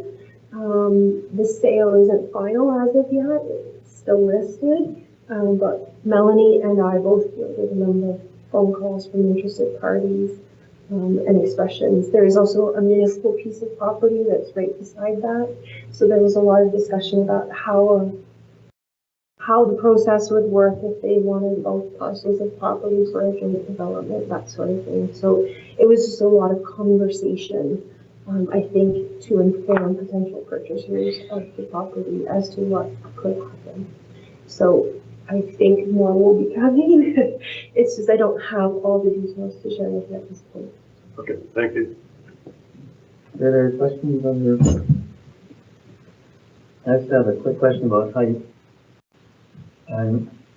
Maybe I shouldn't assume, but are we sort of like the #1 submitter of applications in terms of communities that have CIP across the country? Well, we are the most generous council with a budget portfolio supporting our business community. So yes, we do have a number of applications. The portfolio, what's accepted under HYPE is different than what our current CIP accepts. So there is a costing. So some of our projects don't apply because they're not eligible under the HYPE portfolio. We still submit them anyway in terms of for review. And it's percentages and the terms are different. So for example, our local CIP allows multi-tenant or mixed-use commercial to apply independently and separately for the maximum amount. Under the HYPE program, there's thresholds if you're an independent or if you're a mixed-use. So they'll be looking at those things based on the applications we submit. Ultimately, the goal of the HYPE program, obviously, is to support municipalities with the CIP program that are inactive to reactivate them, that are low funded to maybe fund them further, just to reinvigorate and re-support businesses in a new way. And as I've reported to council, it is our intention, because next year will be the 5th year of the CIP program, which we introduced in 2021, is to review the program with data that we did obtain from our BRME and from our processes and engagement to see if the portfolios have to change, the funding amounts have to change, that sort of thing. And obviously, it is a benefit to see that there could be support from the county towards the fund program, which will then allow council potentially to expand the program further. Yeah, no, it's great to see. And I mean, anytime we're successful with the county, it just adds a little more financial resources into our reserve account. So that's great. Great job on the youth market. I attended and bought fresh squeezed lemonade from a young fellow. And I thought I was getting a glass, but it was like a pail of lemonade. I had to hold it with 2 hands. I could barely finish it. But it was delicious. And all the youth that were there did a great job in making their product, and they were all really good sales people as well. So it's good. Really excited to hear about the letter sign. Can't wait to hear that get awarded, and is the intention to have that constructed this calendar year.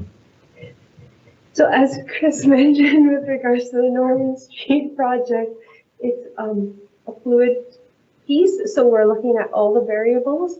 As a staff member, my intent is not to add the letters to the base until such time as there is access so the community could engage with the sign. So we're working towards that reality. Excellent. Okay, any further questions? I need a motion to accept the report. Moved by Councillor Root, second by Councillor Cartman, that the Economic Development Monthly Activity Report be accepted as information. I'll call for the vote. All in favor? It's carried. Next, we have ED-16-2025, Business Retention and Expansion Program Findings. Christine? So this report is just a bit of a summary of the BRE presentation that was made to the community, and it's part of the process. This is an OMAFRA, or Ontario Ministry of Rural Affairs program, and we did receive funding through the RED, which is now ROD, funding portfolio to support this particular initiative. We specifically use the dollars of the RED funding to engage and hire a part-time staff resource, Phoenix Van Hoof. We were very fortunate and very lucky to find Phoenix, to engage with Phoenix. He was certainly a wonderful addition to the team for a short period of time, and he did a wonderful job engaging with the business community.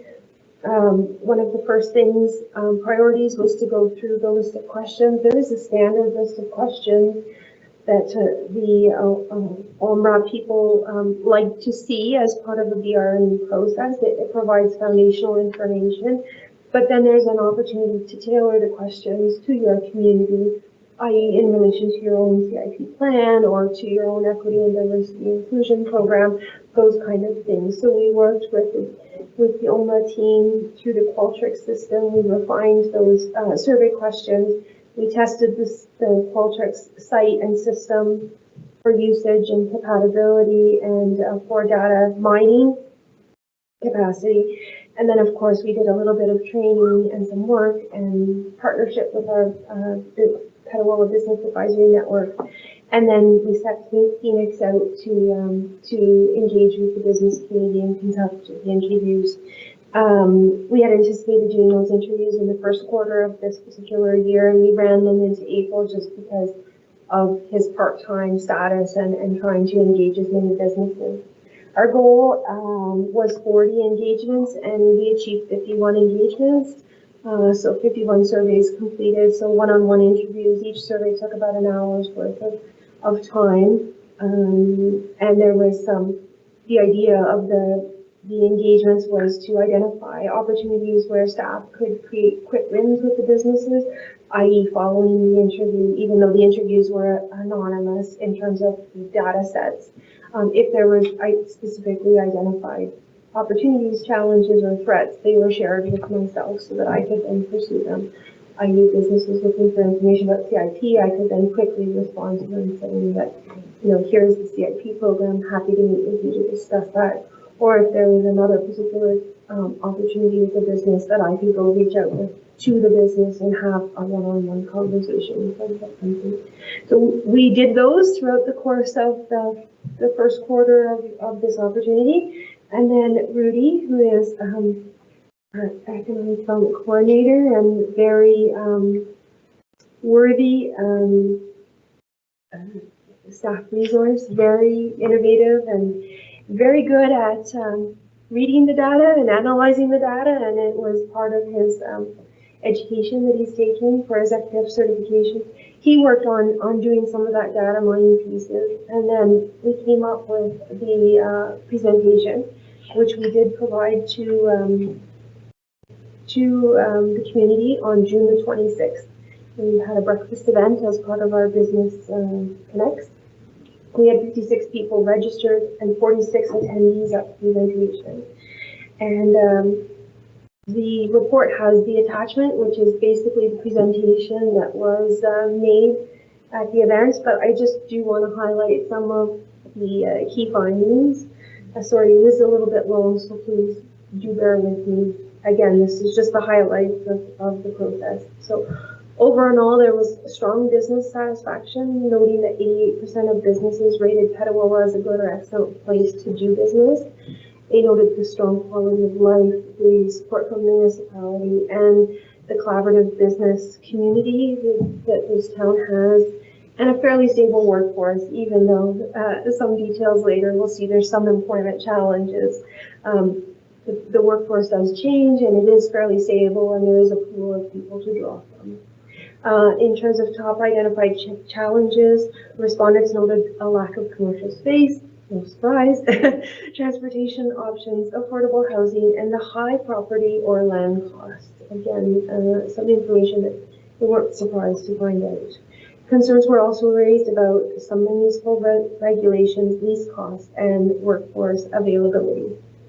The workforce realities, most businesses rely on part-time staff, and many face hiring, retention, challenges. Barriers included the lack of applicants, limited relevant experience, and recruitment difficulties in specialized roles. 48% of businesses indicated they had formal HR policies, and most were promoting embracing workplace diversity.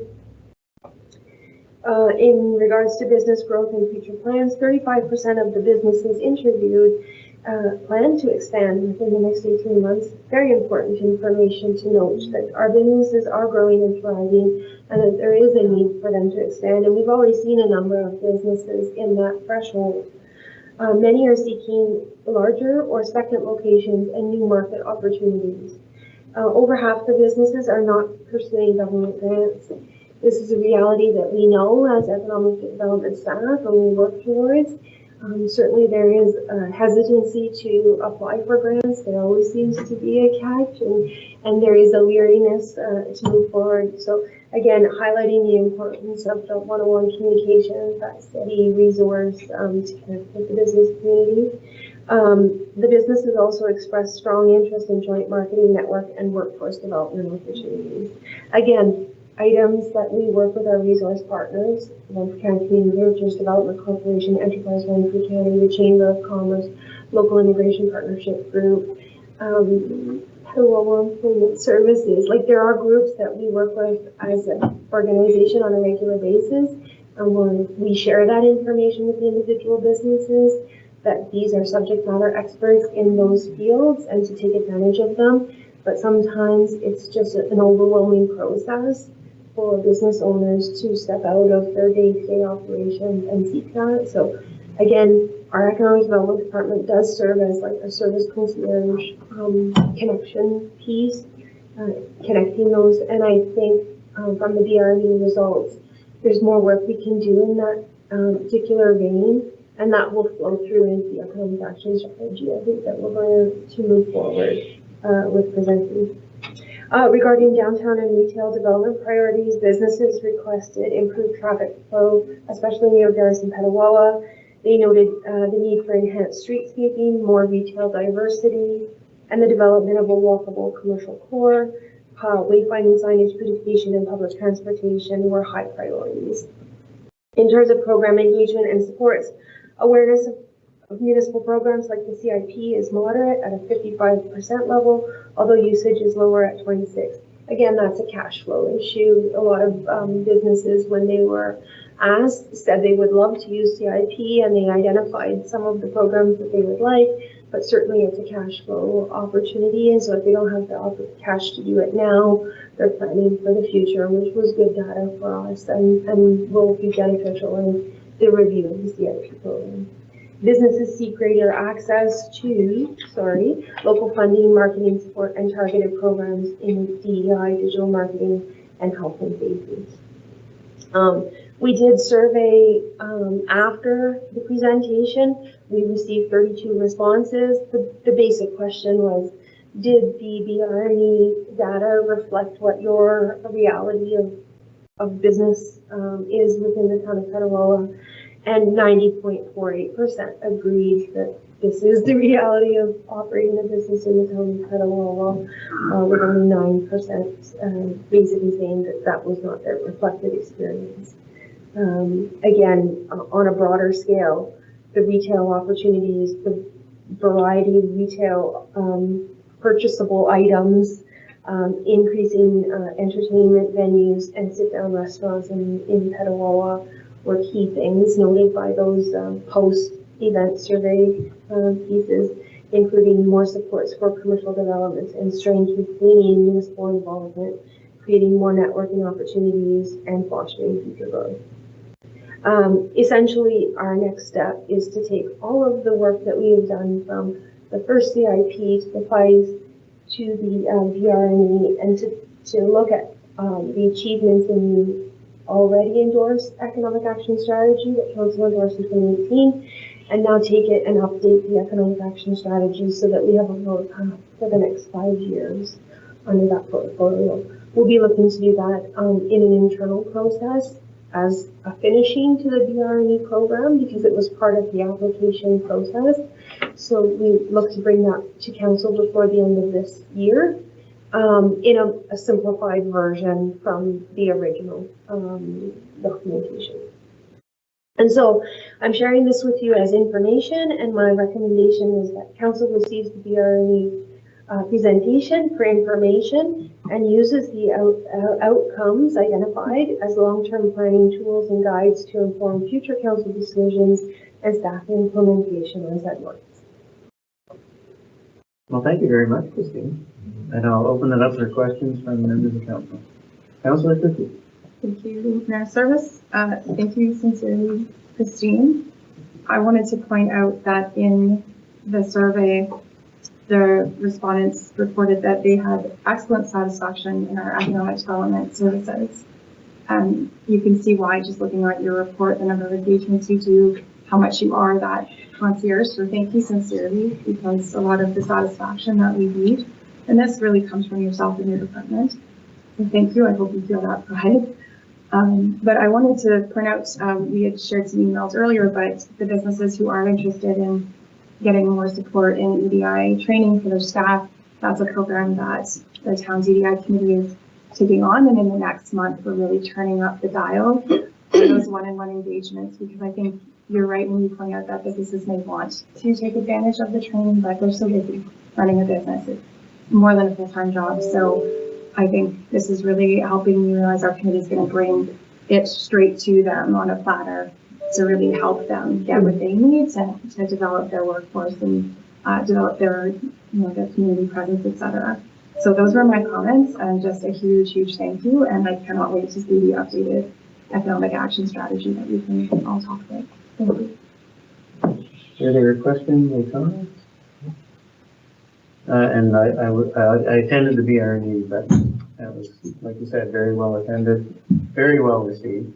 I think the business community has kind of rallied around each other. The PBAN is a big part of that too, I think. You have a very enthusiastic group there that goes out and supports and promotes other businesses to take part. And it's good to hear we have a lot of support for our business, not only here in town, but from the county and elsewhere. And it's good that you're promoting that they make use of it. I would like to echo what Councillor Coutu said. I've been to a lot of grand openings, in the last couple of months, and every time I go to one, they always say how great it's been to work with Christine and her department, which is great. They always say what great support you've given them and really helped pave the way for them to open up here in the town of Petawawa. So thanks to you and your team, really, for everything that you do. And it's great to hear all the engagement we're having with you and Melanie here, all the people that are reaching out, not only from within our community, but from quite a ways away to, they're showing interest in coming here to Petawawa to open businesses. So it's very exciting to see what's ahead. Okay, I need a motion then to receive that report. Moved by Councillor Donovan, seconded by Councillor Coutu. The council receives the business retention and expansion presentation for information and uses the outcomes as a long-term planning tool to guide and inform future council decisions and staff implementation. I'll call for the vote. All in favor? It's carried. Thanks, Christine. Thank you.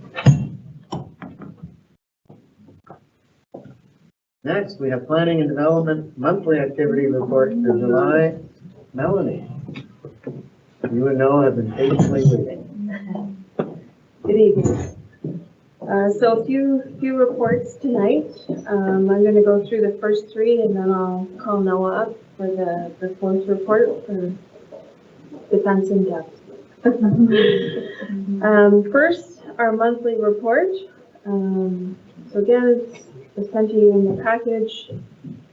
We've heard from Christine. We've had many meetings, calls, emails with property owners, developers, investors interested in property in Petawawa.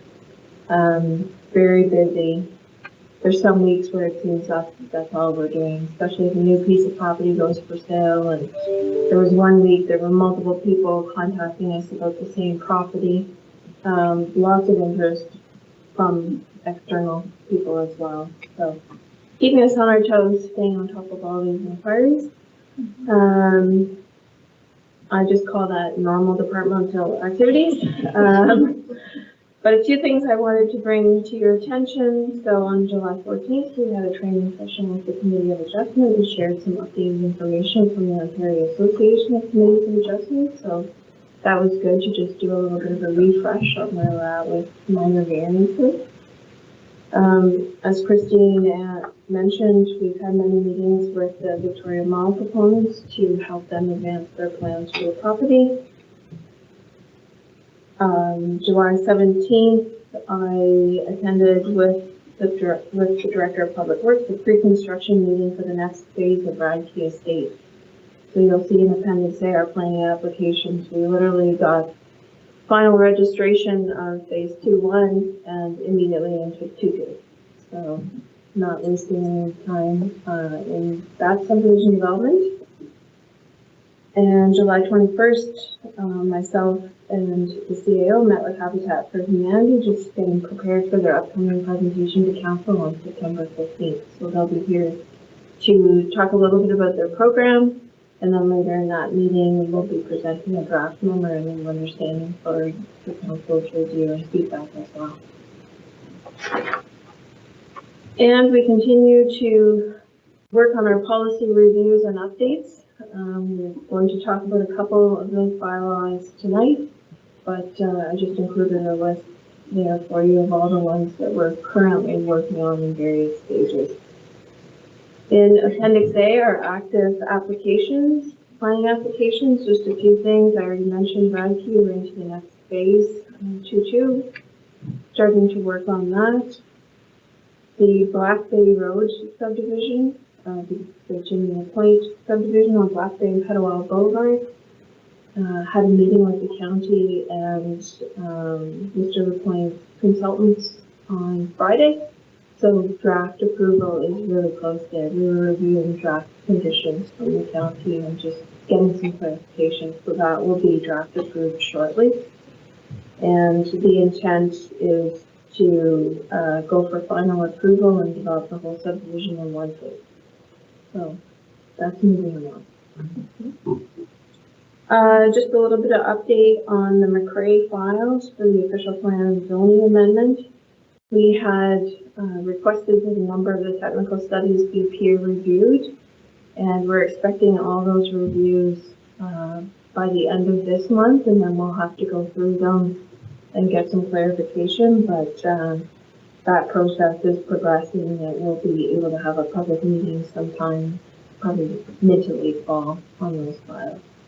I know people are starting to ask, what's happening? Because they applied a while ago, what's going on? So if you get any questions, that's where we're at with those. And then Appendix B, our monthly building report. Lots of stats and numbers there for you to look at, but we're on track to annually, we usually issue around 300 building permits worth, about 45 million, and we're trending that way again for this year. And I'm happy to answer any questions you have about the monthly report. Questions on the monthly report? No questions. Great to see a lot of activity going on, building, renovations, additions, and again, with all the interest from the business community. That's good to see. Okay, I need a motion to accept the report. Moved by Deputy Mayor Salvin, seconded by Councilor Roots, that the Planning and Development Monthly Activity Report be accepted as information. I'll call for the vote. All in favor? That's carried. Okay, next we have PL-24-2025 zoning bylaw amendment Z 184, Dag Thompson, 2337C, Petawawa Boulevard, part of Lot 7, Range B. Melanie. Okay, so you were first introduced to this file last year. The proponents basically purchased two houses side by side, and the lots ended up merging.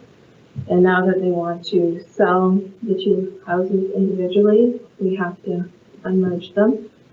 So it required an official plan amendment, a severance, and a zoning bylaw amendment to do that. There's a sequence of approvals that had to happen. So first, the official plan amendment had to be adopted and approved by the county that allowed the severance. So once that was in effect, then the county approved the severance on condition of the survey and the zoning amendment. And then we needed the survey to verify setback numbers before we could finalize the zoning amendment. So we're following through all these applications in that sequence. We did have a joint public meeting for the official plan amendment and zoning bylaw amendment back in December 2nd. And you can see in the report, now that we have the survey, we've been able to clarify some of the numbers, get clarity around the minimum lot area and the various yard setbacks. In the Planning Act, there's a provision in the report, section 3417, that says where we changed the bylaw after we had the public meeting, council has to decide whether further public notice is necessary. So it is our opinion as planning staff that the intent of the amendment is still whole. It is still recognizing the severance of this lot and reducing the various yard provisions that were required. So it's our opinion that the revisions are minor and further notice is not required, but it is a council decision. So if you concur, we will bring the bylaw forward at next week's council meeting for passing. But if you think the changes are minor and we should do further public notice, then we will schedule another public meeting. Okay, Any comments from questions? council? I guess you have a decision. Do you concur or do you not concur? Are there any questions for clarity? Okay, so I guess the question on the floor is, the recommendation from our staff is that in accordance with section 3417 of the Planning Act, council determines that no further notice is required. The zoning bylaw amendment file number is at 184, and then we wouldn't need another public meeting, and we can move this file forward. Okay, if that's how you feel, I need a motion. Moved by Councillor Donovan, seconded by Councillor Roots. Then in accordance with section 34, paragraph 17 of the Planning Act, council determines that no further notice is required for zoning bylaw amendment file number Z184. I'll call for the vote. All in favor? It's carried. We're rolling, Melanie. Next, we have Let's keep PL going. PL-25-2025 site plan application 1000641-604 Ontario Incorporated, fire lot 23. In session 6, being block 10 on plan 49M-68 Winston Avenue. Okay, this is a file you've seen several times this summer. I introduced it to you in June at a committee meeting, at the June council and committee meeting. We had the public meeting for the zoning amendment in July. So it was the zoning, the zoning amendment bylaw was passed August 11th, and it's in its appeal period. Last day of appeal is September 2nd. But once that is in full force and effect, the site plan can basically be formally approved. So what this report is tonight is I provided the latest version of the site plan, the draft of the site plan agreement, and just looking for your support on approval. I have your delegated authority to actually approve the site plan and the agreement, but I would like your support to do so. The attachments are the previous report with all the details on the proposal. the plans themselves in the draft agreement. And I'll just point out in the draft agreement that it's a standard agreement. It's section 12 where we put things specific to this particular development. So what we've included in this one is all of the recommendations from the noise study. And the noise study actually provided the developer with some options of how to meet the requirements.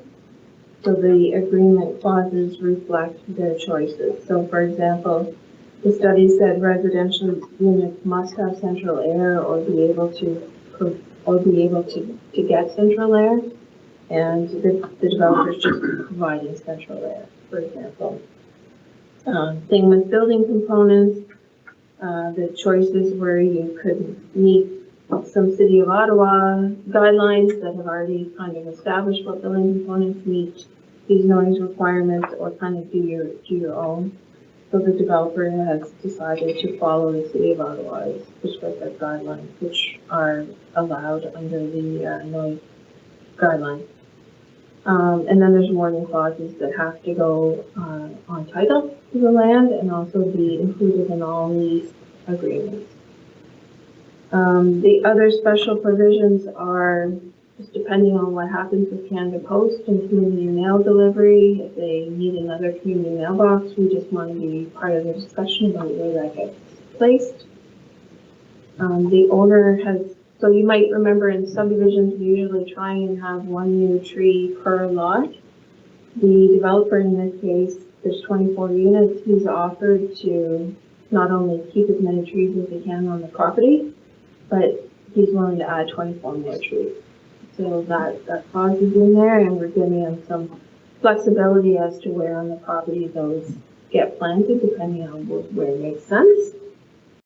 And then the developer also has plans to, on the portion of the property closest to the industrial park, it's part of the buffer from the industrial park, so there's no buildings down there. But the idea is eventually to put some raised garden beds down there so that the tenants can do gardening if they so choose. And also looking at putting some kind of shade cover in the central turning circle for something that the tenants to gather and chop and get out of the sun. So in the agreement, we've just acknowledged that that might happen so that we don't force a site plan agreement amendment. So we're just saying no. So those are the special provisions we added specific to this development. Okay, questions on the report? Deputy Mayor Sadler. Thank you, Mayor Service. Melanie, I do want to extend my appreciation to the developer for the 24 trees. We don't see that very often, and so I really appreciate that. I know that past council that has been a real priority, and it's pretty, it's been pretty scrubbed in there, so I think that would really make a nice difference for the people who are living there. So thanks. Are there questions or comments? Okay, I'll just add on to that. It's great to see a developer so willing to work with staff and make concessions, and anytime there was a suggestion, they went really over and above by including the air conditioning and the special construction materials to eliminate the noise. And I like the addition of the trees, possible raised gardens, and even a shade in there. It's great to see that they want to make the development they're building fit with the town and even go above and beyond what we have. So that's great. Mm-hmm. And I try to drive by there as often as I can. They're really getting down the business there for sure. Going up fast. Okay, if you're comfortable, I need a motion. Moved by Councillor Coutu, seconded by Deputy Mayor Saber. The council supports site plan approval for 1000641604 Ontario Incorporated on condition that the owner enters into a site development agreement with the town. I'll call for the vote. All in favor? That's carried. Okay, next we have PL-26-2025, the draft for our clean yards and property standards bylaws. And I guess Noah is taking over for this one. I'm going to introduce it, and then I'm going to hand the hard work over to him. So these bylaws have been kind of a long time coming. We've been working on them since last fall, I believe. Just a bit of background. So we currently have one bylaw that was passed in the year 2000. It's a millennial bylaw. And it is called property standards, but it's a mixture of standards for repair and care of structures, as well as how long the grass can be. And when we looked at updating this bylaw, we looked at, did our municipal scan. A lot of municipalities separate these two things out. Property standards falls under the Ontario Building Code. The code provisions are all about maintaining buildings and structures. The code doesn't care how long the grass is. And so by separating out these bylaws, we're putting the buildings and structures stuff is staying as property standards, and it's dictated by the code, and there's ways to enforce through the code for those. But things about, garbage and cutting your grass are in the Clean Yards bylaw, and working towards using the Provincial Offences Act for enforcement of those pieces. And this is quite common in municipalities. Town of Renfrew has these for those as well. So just to give you a bit of rationale why we are splitting them out, and there's a few different ways to administer and enforce them. So, drum roll for Noah. I'll take it from there. Thank you. So I guess I'll get to kind of the key changes on top of them being split out apart. Obviously, that's a big one. I'll start with Clean Yards. So I guess the most major addition would be that of natural areas.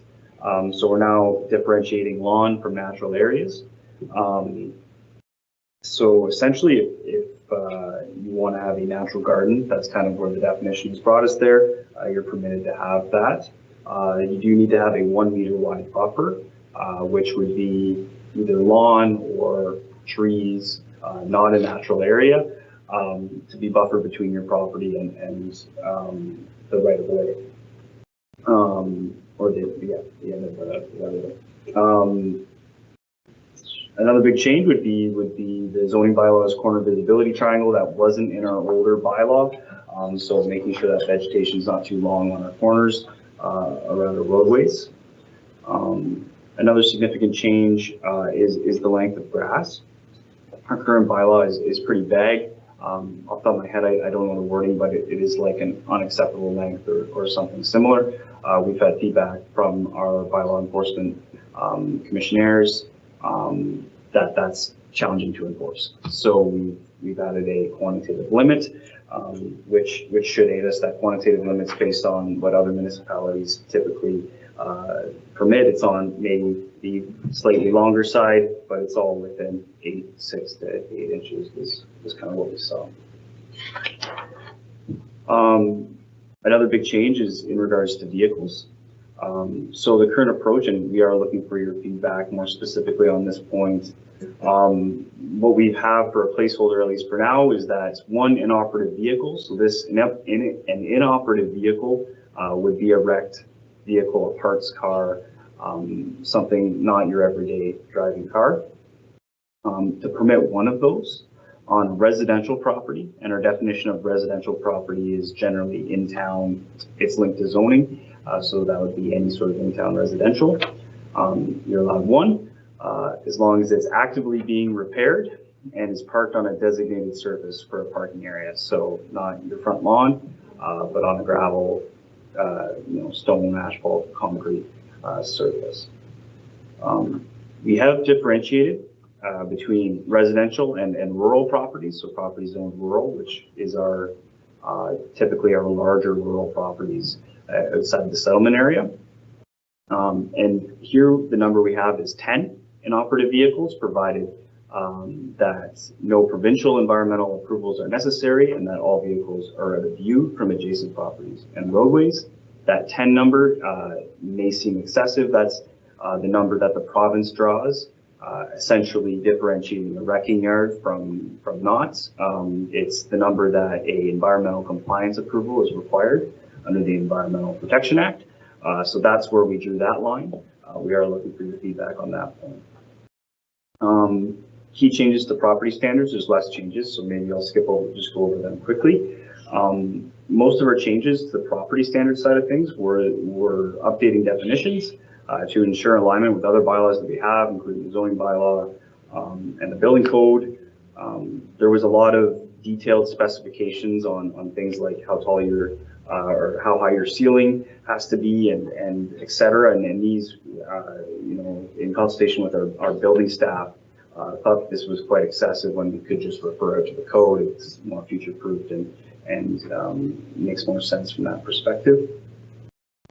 Similarly, there's a lot of repetition. Same provisions would be applied to different types of property, non-res, residential, et cetera.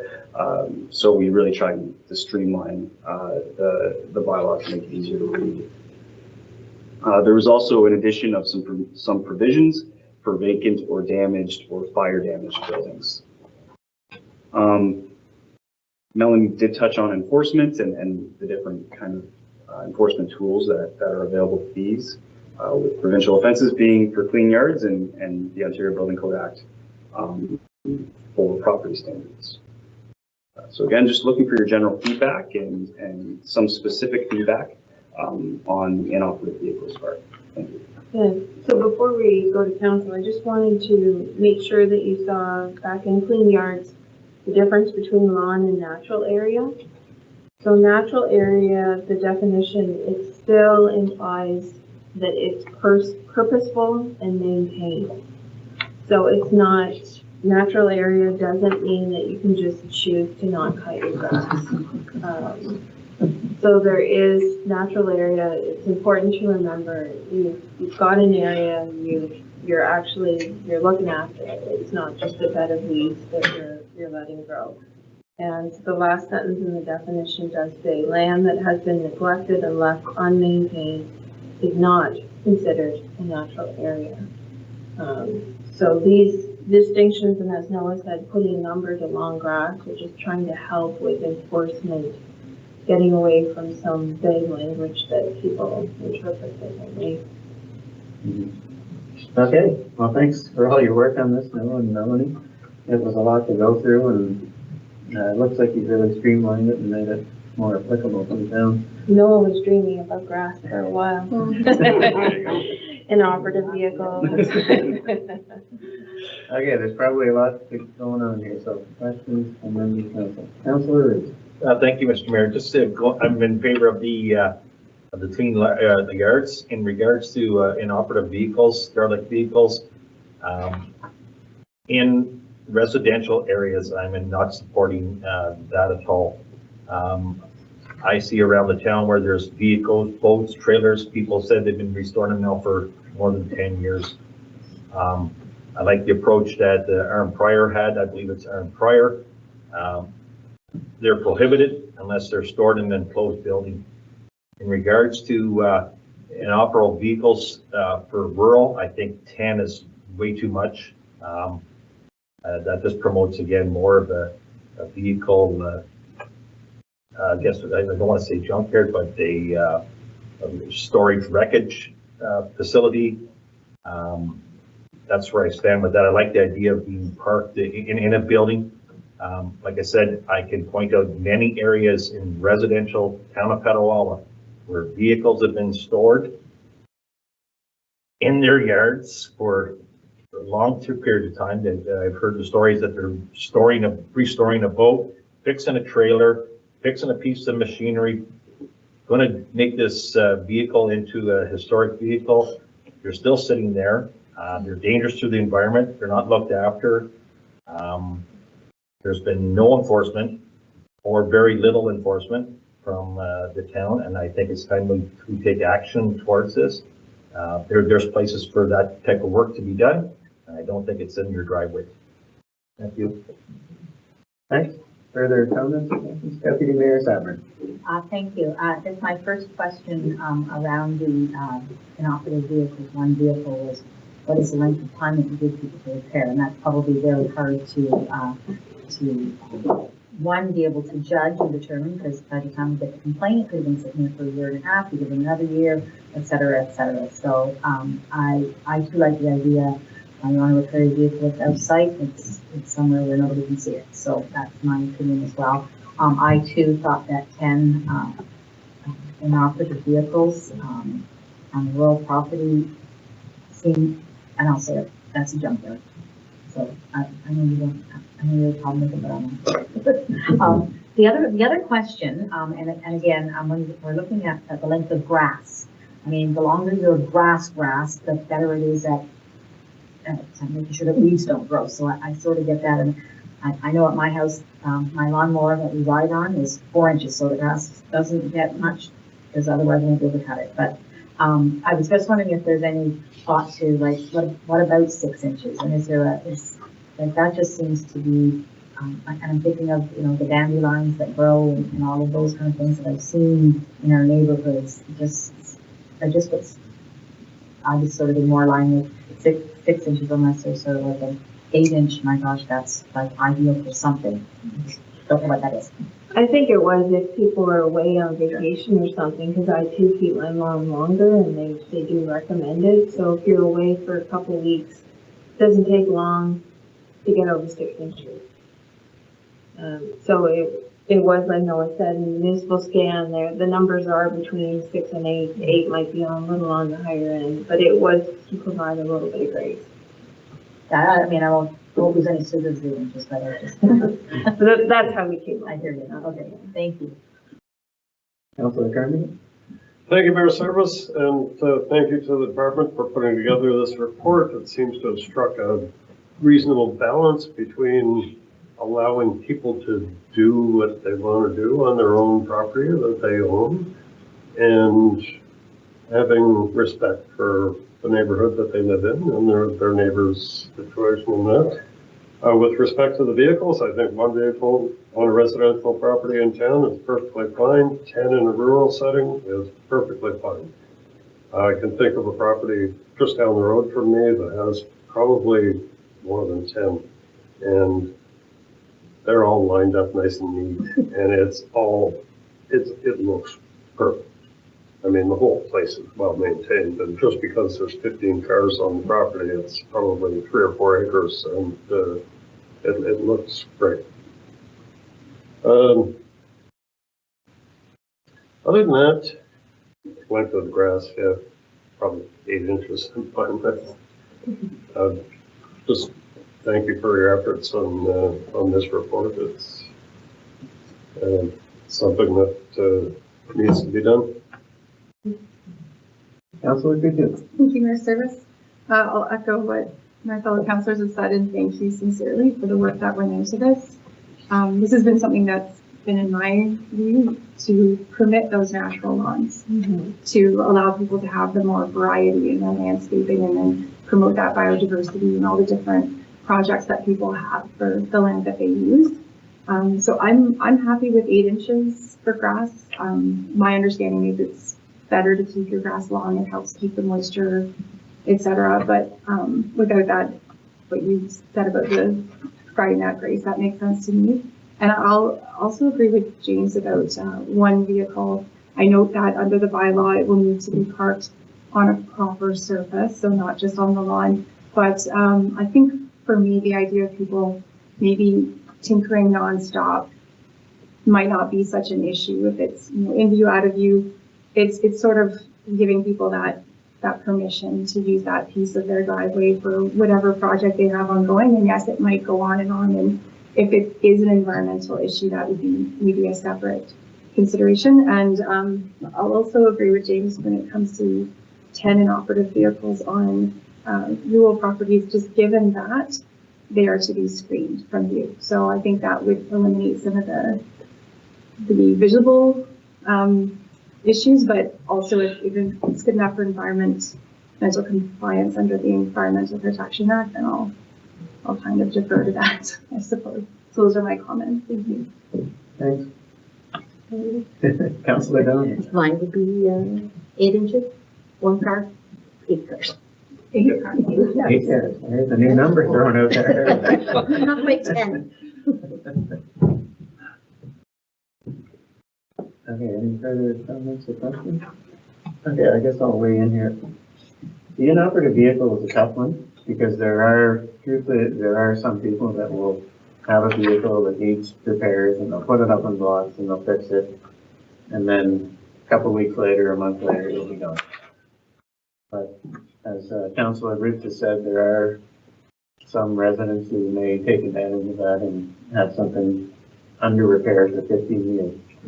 So do we put a limit on it, which is hard to enforce? When do the repairs start and how do you time it? Do we implement something like from the time the first complaint comes in, that we put okay, the complaint has come in, you have so many months to finish your repairs and get that vehicle off there. I like the fact that they can't be parked on the grass. Okay, you need to have it on a driveway or a surface. There is, however, a difference between a neighborhood like Limestone and a neighborhood like the one I live in. They're both residential neighborhoods, but there's significant difference in the houses on Limestone are very close together. And there's, you wouldn't want every house on that street to have a inoperable vehicle under repair. Whereas in a neighborhood like mine or further out on Dorn Road where there's a lot of distance between the houses, do we make a distinction between those types of neighborhoods? If you understand what I mean. And even the neighborhood that has townhouses where every driveway is, very close together. Is there a difference there? But we may be getting into the weeds a little too much. So I can see the allowance for having a vehicle there, but I don't like the idea of it being there for a long time. So I think, is there a way we can say that this inoperative vehicle has now become a nuisance? And then we put a restriction on it and say, okay, it's been there long enough. We've received complaints. You have this amount of time to get rid of it. So I would be in favor of one, but I think I'd like to see some restrictions put on there. The 10, as Councillor Coutu said, within the bylaw it says if you have 10, you need to shield it from your neighbors and shield it from the road. So we are asking anybody who's doing that to put up some kind of fencing or vegetative hedge of some kind so that they can't be seen from the road. I can think of quite a few properties in our municipality that have way more than 10 vehicles and you can see them from the road every time you drive by. So I guess we're giving them a choice. You either knock that number below 10 or you put up some kind of screening for your neighbors and for the rest of us who are driving by. Yeah, I think that's where I stand on all that. So I what do just you? wanted to point out one thing about the inoperative vehicle too. The definition points to damaged, basically not drivable. So it doesn't mean if you have like a summer car and it sits on your driveway all winter, that's okay. That's not, that's not an inoperative vehicle. Just to be clear. And I did ask about a definition of inoperative vehicle, because there is a definition of vehicle that means something that's motorized. So it could be a tractor, a backhoe, an ATV, a side-by-side, anything that's power driven. But then we also talked about trailers and boats and other things that can't be operative at any time. But as Councillor Ruth said, it could be a boat that sits there. Are we making that distinction as well? House trailers, flatbeds, boats, anything else that's, you couldn't drive it on a road, but it could sit in somebody's yard for months or years at a time under repair. So have we made that distinction? Yeah, so the definition of vehicle says includes a motor vehicle, trailer, boat, motorized snow vehicle, or other power-driven equipment. We have since talked about trailers, there's utility trailers, there's camping trailers, there's transport trailers. There's different kinds of trailers, so we need to add a bit of clarity to include all those different types of trailers. We did put other power-driven equipment. Could be a tractor, it could be an ATV, just trying to have some kind of catch-off or anything else. So I guess the complication arises here is that if somebody has a trailer that hauls ATVs or something, and the only place they have to put it is park in the driveway, well, that's okay. But if a wheel is off that trailer and it's, sitting crooked for 6 months or a year, is that then contravening the bylaw? We would consider that an inoperative vehicle, I believe, at the current definition. So the trailer was functional. it would be allowed to be parked. Now, there is another provision in the bylaw that all vehicles have to be parked on a surface, like a driveway surface. So you could never park the functioning trailer even on the lawn. But yes, so to answer your question, it would be inoperative at that point. Okay. Deputy Mayor Sutton. Thank you, Mr. Mayor. So to go back to the one vehicle inoperative, I guess for me, it's really, the issue is really the length of the time for the repair. And I just wonder, in your experience and experience of the other municipalities, this is complaint driven usually, right? I mean, none of us are, I'm certainly never walking around trying to see what I can find. So by the time somebody complains, it's probably already been there for a period of time. It's, you know, they feel that it's something to do with it, especially if it's townhouses stuff. You know, it's like, oh my gosh, I want to sell my house and it's ugly, you know, this vehicle and all of this kind of stuff. So I'm wondering, I mean, I'd have no, again, I guess I have to retract a little bit of what I said earlier. I'd have no problem with being inoperative if it's on an appropriate platform, not just on the middle of the yard.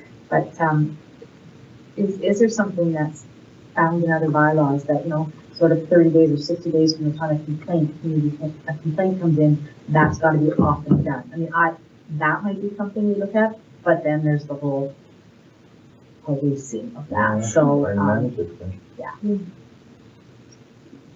I can say in my research, I can't remember off the top of my head. I do remember seeing some time components. I will have to reference my spreadsheet of comparisons, but I can definitely look at it and hearing that that's a common piece of feedback, something I can look at. I'm not sure how the enforcement works. I could always reach out to the municipalities that do have a timing component and see what their enforcement experience is, and I can bring that back to council as well. Thank you. Councilor Quigley. Thank you, Mayor. So just to say, I think that would be a reasonable compromise between those two goals, allowing people the time to accomplish these tasks, but also not creating a public nuisance. So if the clock would start once someone reported this as, you know, it's been there for more than however many months, and then you had this much time to correct it, then it would just become something out of compliance like anything else that we would follow up on. I would support that. Councilor Kern. It's a difficult situation. I mean, we're being meddling busybodies. You know, people just want to live their lives, eh? And if you've got a clunker car in your driveway, it's really just an annoyance to me because I see it. I don't break out in hives or something when I lay my eyes on it, right? It's just that I don't like the look of it, right? But you're living your life. You own your property, you own your house, you're doing whatever you want to do. And you've got this government body that's coming in and telling you what you can do and what you can't do. Now, of course, there's got to be some rules. There's the environment to consider, and you know, there's a number of things that we have to consider. But when we start nitpicking about length of time and this and that, and the enforcement component would be horrendous, and I personally would just like to back down a little bit. And, you know, I'm in favor of loosening up and not being too restrictive on what people can do. Okay, so here we are. It sounds like we're okay with having one, like majority, having one inoperative vehicle as long as it's parked on the surface in the yard. There has been some conversation about potentially putting a limit on the amount of time that it's there. And I can see where Councillor Carmody's coming from, government overreach. There's a lot of talking about that these days, but I guess my statement about the different types of neighborhoods would come into play here. I mean, if my neighbor had it, I wouldn't be so concerned because we kind of live far enough apart. But if I lived in a townhouse where every time I walk out of my driveway, I'm brushing into this inoperative vehicle, it might come from a different perspective. So I guess all we can say is we've given you some suggestions. Maybe we'll see what you come back with. But it sounds like we're okay with the 10 as long as it's shielded from the public. It sounds like we're okay with 1. And maybe if you can come back with some examples of what some other communities have done in terms of time periods after complaints And that'll give us a little bit more information to make a decision on that component. But it sounds like we're good with everything else in both of the bylaws. Did I sum that up okay? Is that what we're looking for? Just a little bit more feedback and examples on the time limit? Okay? And just to add to that, we're gonna bring them back at the same time when we're ready to have you consider passing them, because we need to repeal the current bylaw and then pass the two new ones so that we're not, have two bylaws in effect about yards, for example. So there's some figures in there. Okay, so I do need two separate motions. Just saying that that we have provided feedback to staff on both of these bylaws. So if you're comfortable with the feedback we provided, I need a motion for the clean yard bylaw. Moved by Councilor Root, seconded by Councilor Coutu. The council provides feedback to staff regarding the draft clean yards bylaw as follows. Do I have to say anything? Well, we were going to try to establish what that was. You just kind of touched on it, I believe. You said you're okay with one residential, providing that you establish a time limit, 10 on rural out of sight to the public, and I believe the consensus was 8-inch grass. Is that correct? Yeah. For the most part, did I miss It anything? wasn't too much feedback other than those 3 points? Okay, but this was the clean yards bylaw. Is that just the grass, or is that the carrot? That's That's both. Yeah. So I need a motion for that. Or did I already get that? Gary Duncan. I'll call for the vote. All in favor? It's carried. Now I need a motion for the feedback on the draft property standards bylaw. I don't really think we, other than us saying we like what we did. So do we still pass a motion? Just, I guess we do. you support the feedback, or you support the draft as presented? I just won't say as follows. Yeah. Okay, so I need a motion for the property standards. Moved by Deputy Mayor Sabrin, seconded by Councilor Donovan. The council supports the draft property standards bylaw as presented. I'll call for the vote. All in favor? That's good. We're making headway. Thanks, Melanie and Noah. Okay, next we have Legislative Services Monthly Activity Report. Colin. Thank you, Mayor Service. Through you to council, before you is the Legislative Services Monthly Report. I'll do my best to touch on a few of the items for the month of July that's in Dawn's absence. I also have Kate here, so she can jump in if she's helped put most of the report together. So highlight a few things under animal control. We had reports of 3 stray dogs and 3 stray cats in the month, and they were successfully returned to the OSPCA. Under bylaw enforcement, we had 5 parking infraction notices for the month of July. Under burning, on July 22nd, our municipal law enforcement officers issued a written warning for property on the Island View Drive for contraventions in regards to setting a fire without a permit and no extinguishers present. Under garbage, we had the municipal law enforcement officers issue 2 written warnings to property owners on Portage and Black Bay Road. And under transit trader, we had the TELUS Mobility has been granted approval for operating a transit trader license for the month. Under property standards, ironically, there's been a number of complaints under yard, long grass, etc. So a number of warnings were issued, so we'll hopefully get this resolved, and in future reports, Don won't have to report too much about long grass because it will be 8 inches. Under watering, we had multiple complaints in regards to watering outside the permitted times and verbal warnings, and as acting Jamie Knott's title again, Deputy Chief, sorry, talked about there was a public announcement and education put out on our social media.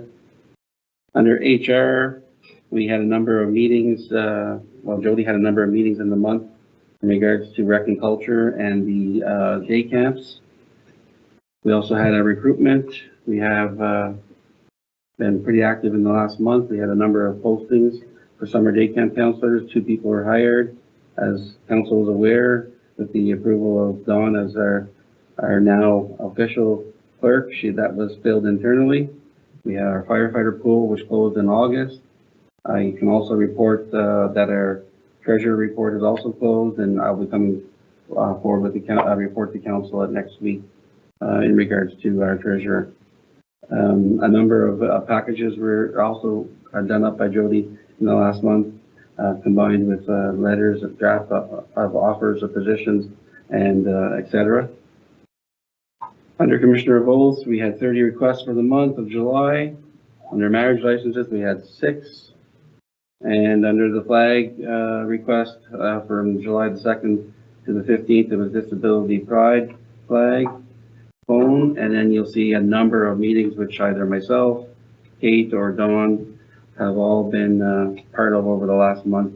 I'd be happy to go through any of those if council has any questions, but I'll just leave it to questions of council from then on. Thank you. Looks like a pretty busy month in legislative services as well. Never as dull. So it's good to have Dawn on board to finally fill the gap there. Questions on the report? Nothing? Okay, I need a motion to accept the report. Moved by Deputy Mayor Sabrin, seconded by Councilor Coutu, that the Legislative Services Monthly Activity Report be accepted as information. I'll call for the vote. All in favor? Carried. Nothing for general matters, nothing for closed. I need a motion to adjourn. Moved by Councilor Roots, seconded by Councilor Coutu, that the meeting be adjourned at the call of the mayor. I'll call for the vote. All in favor? Yes, carried. So how many squirrels is too many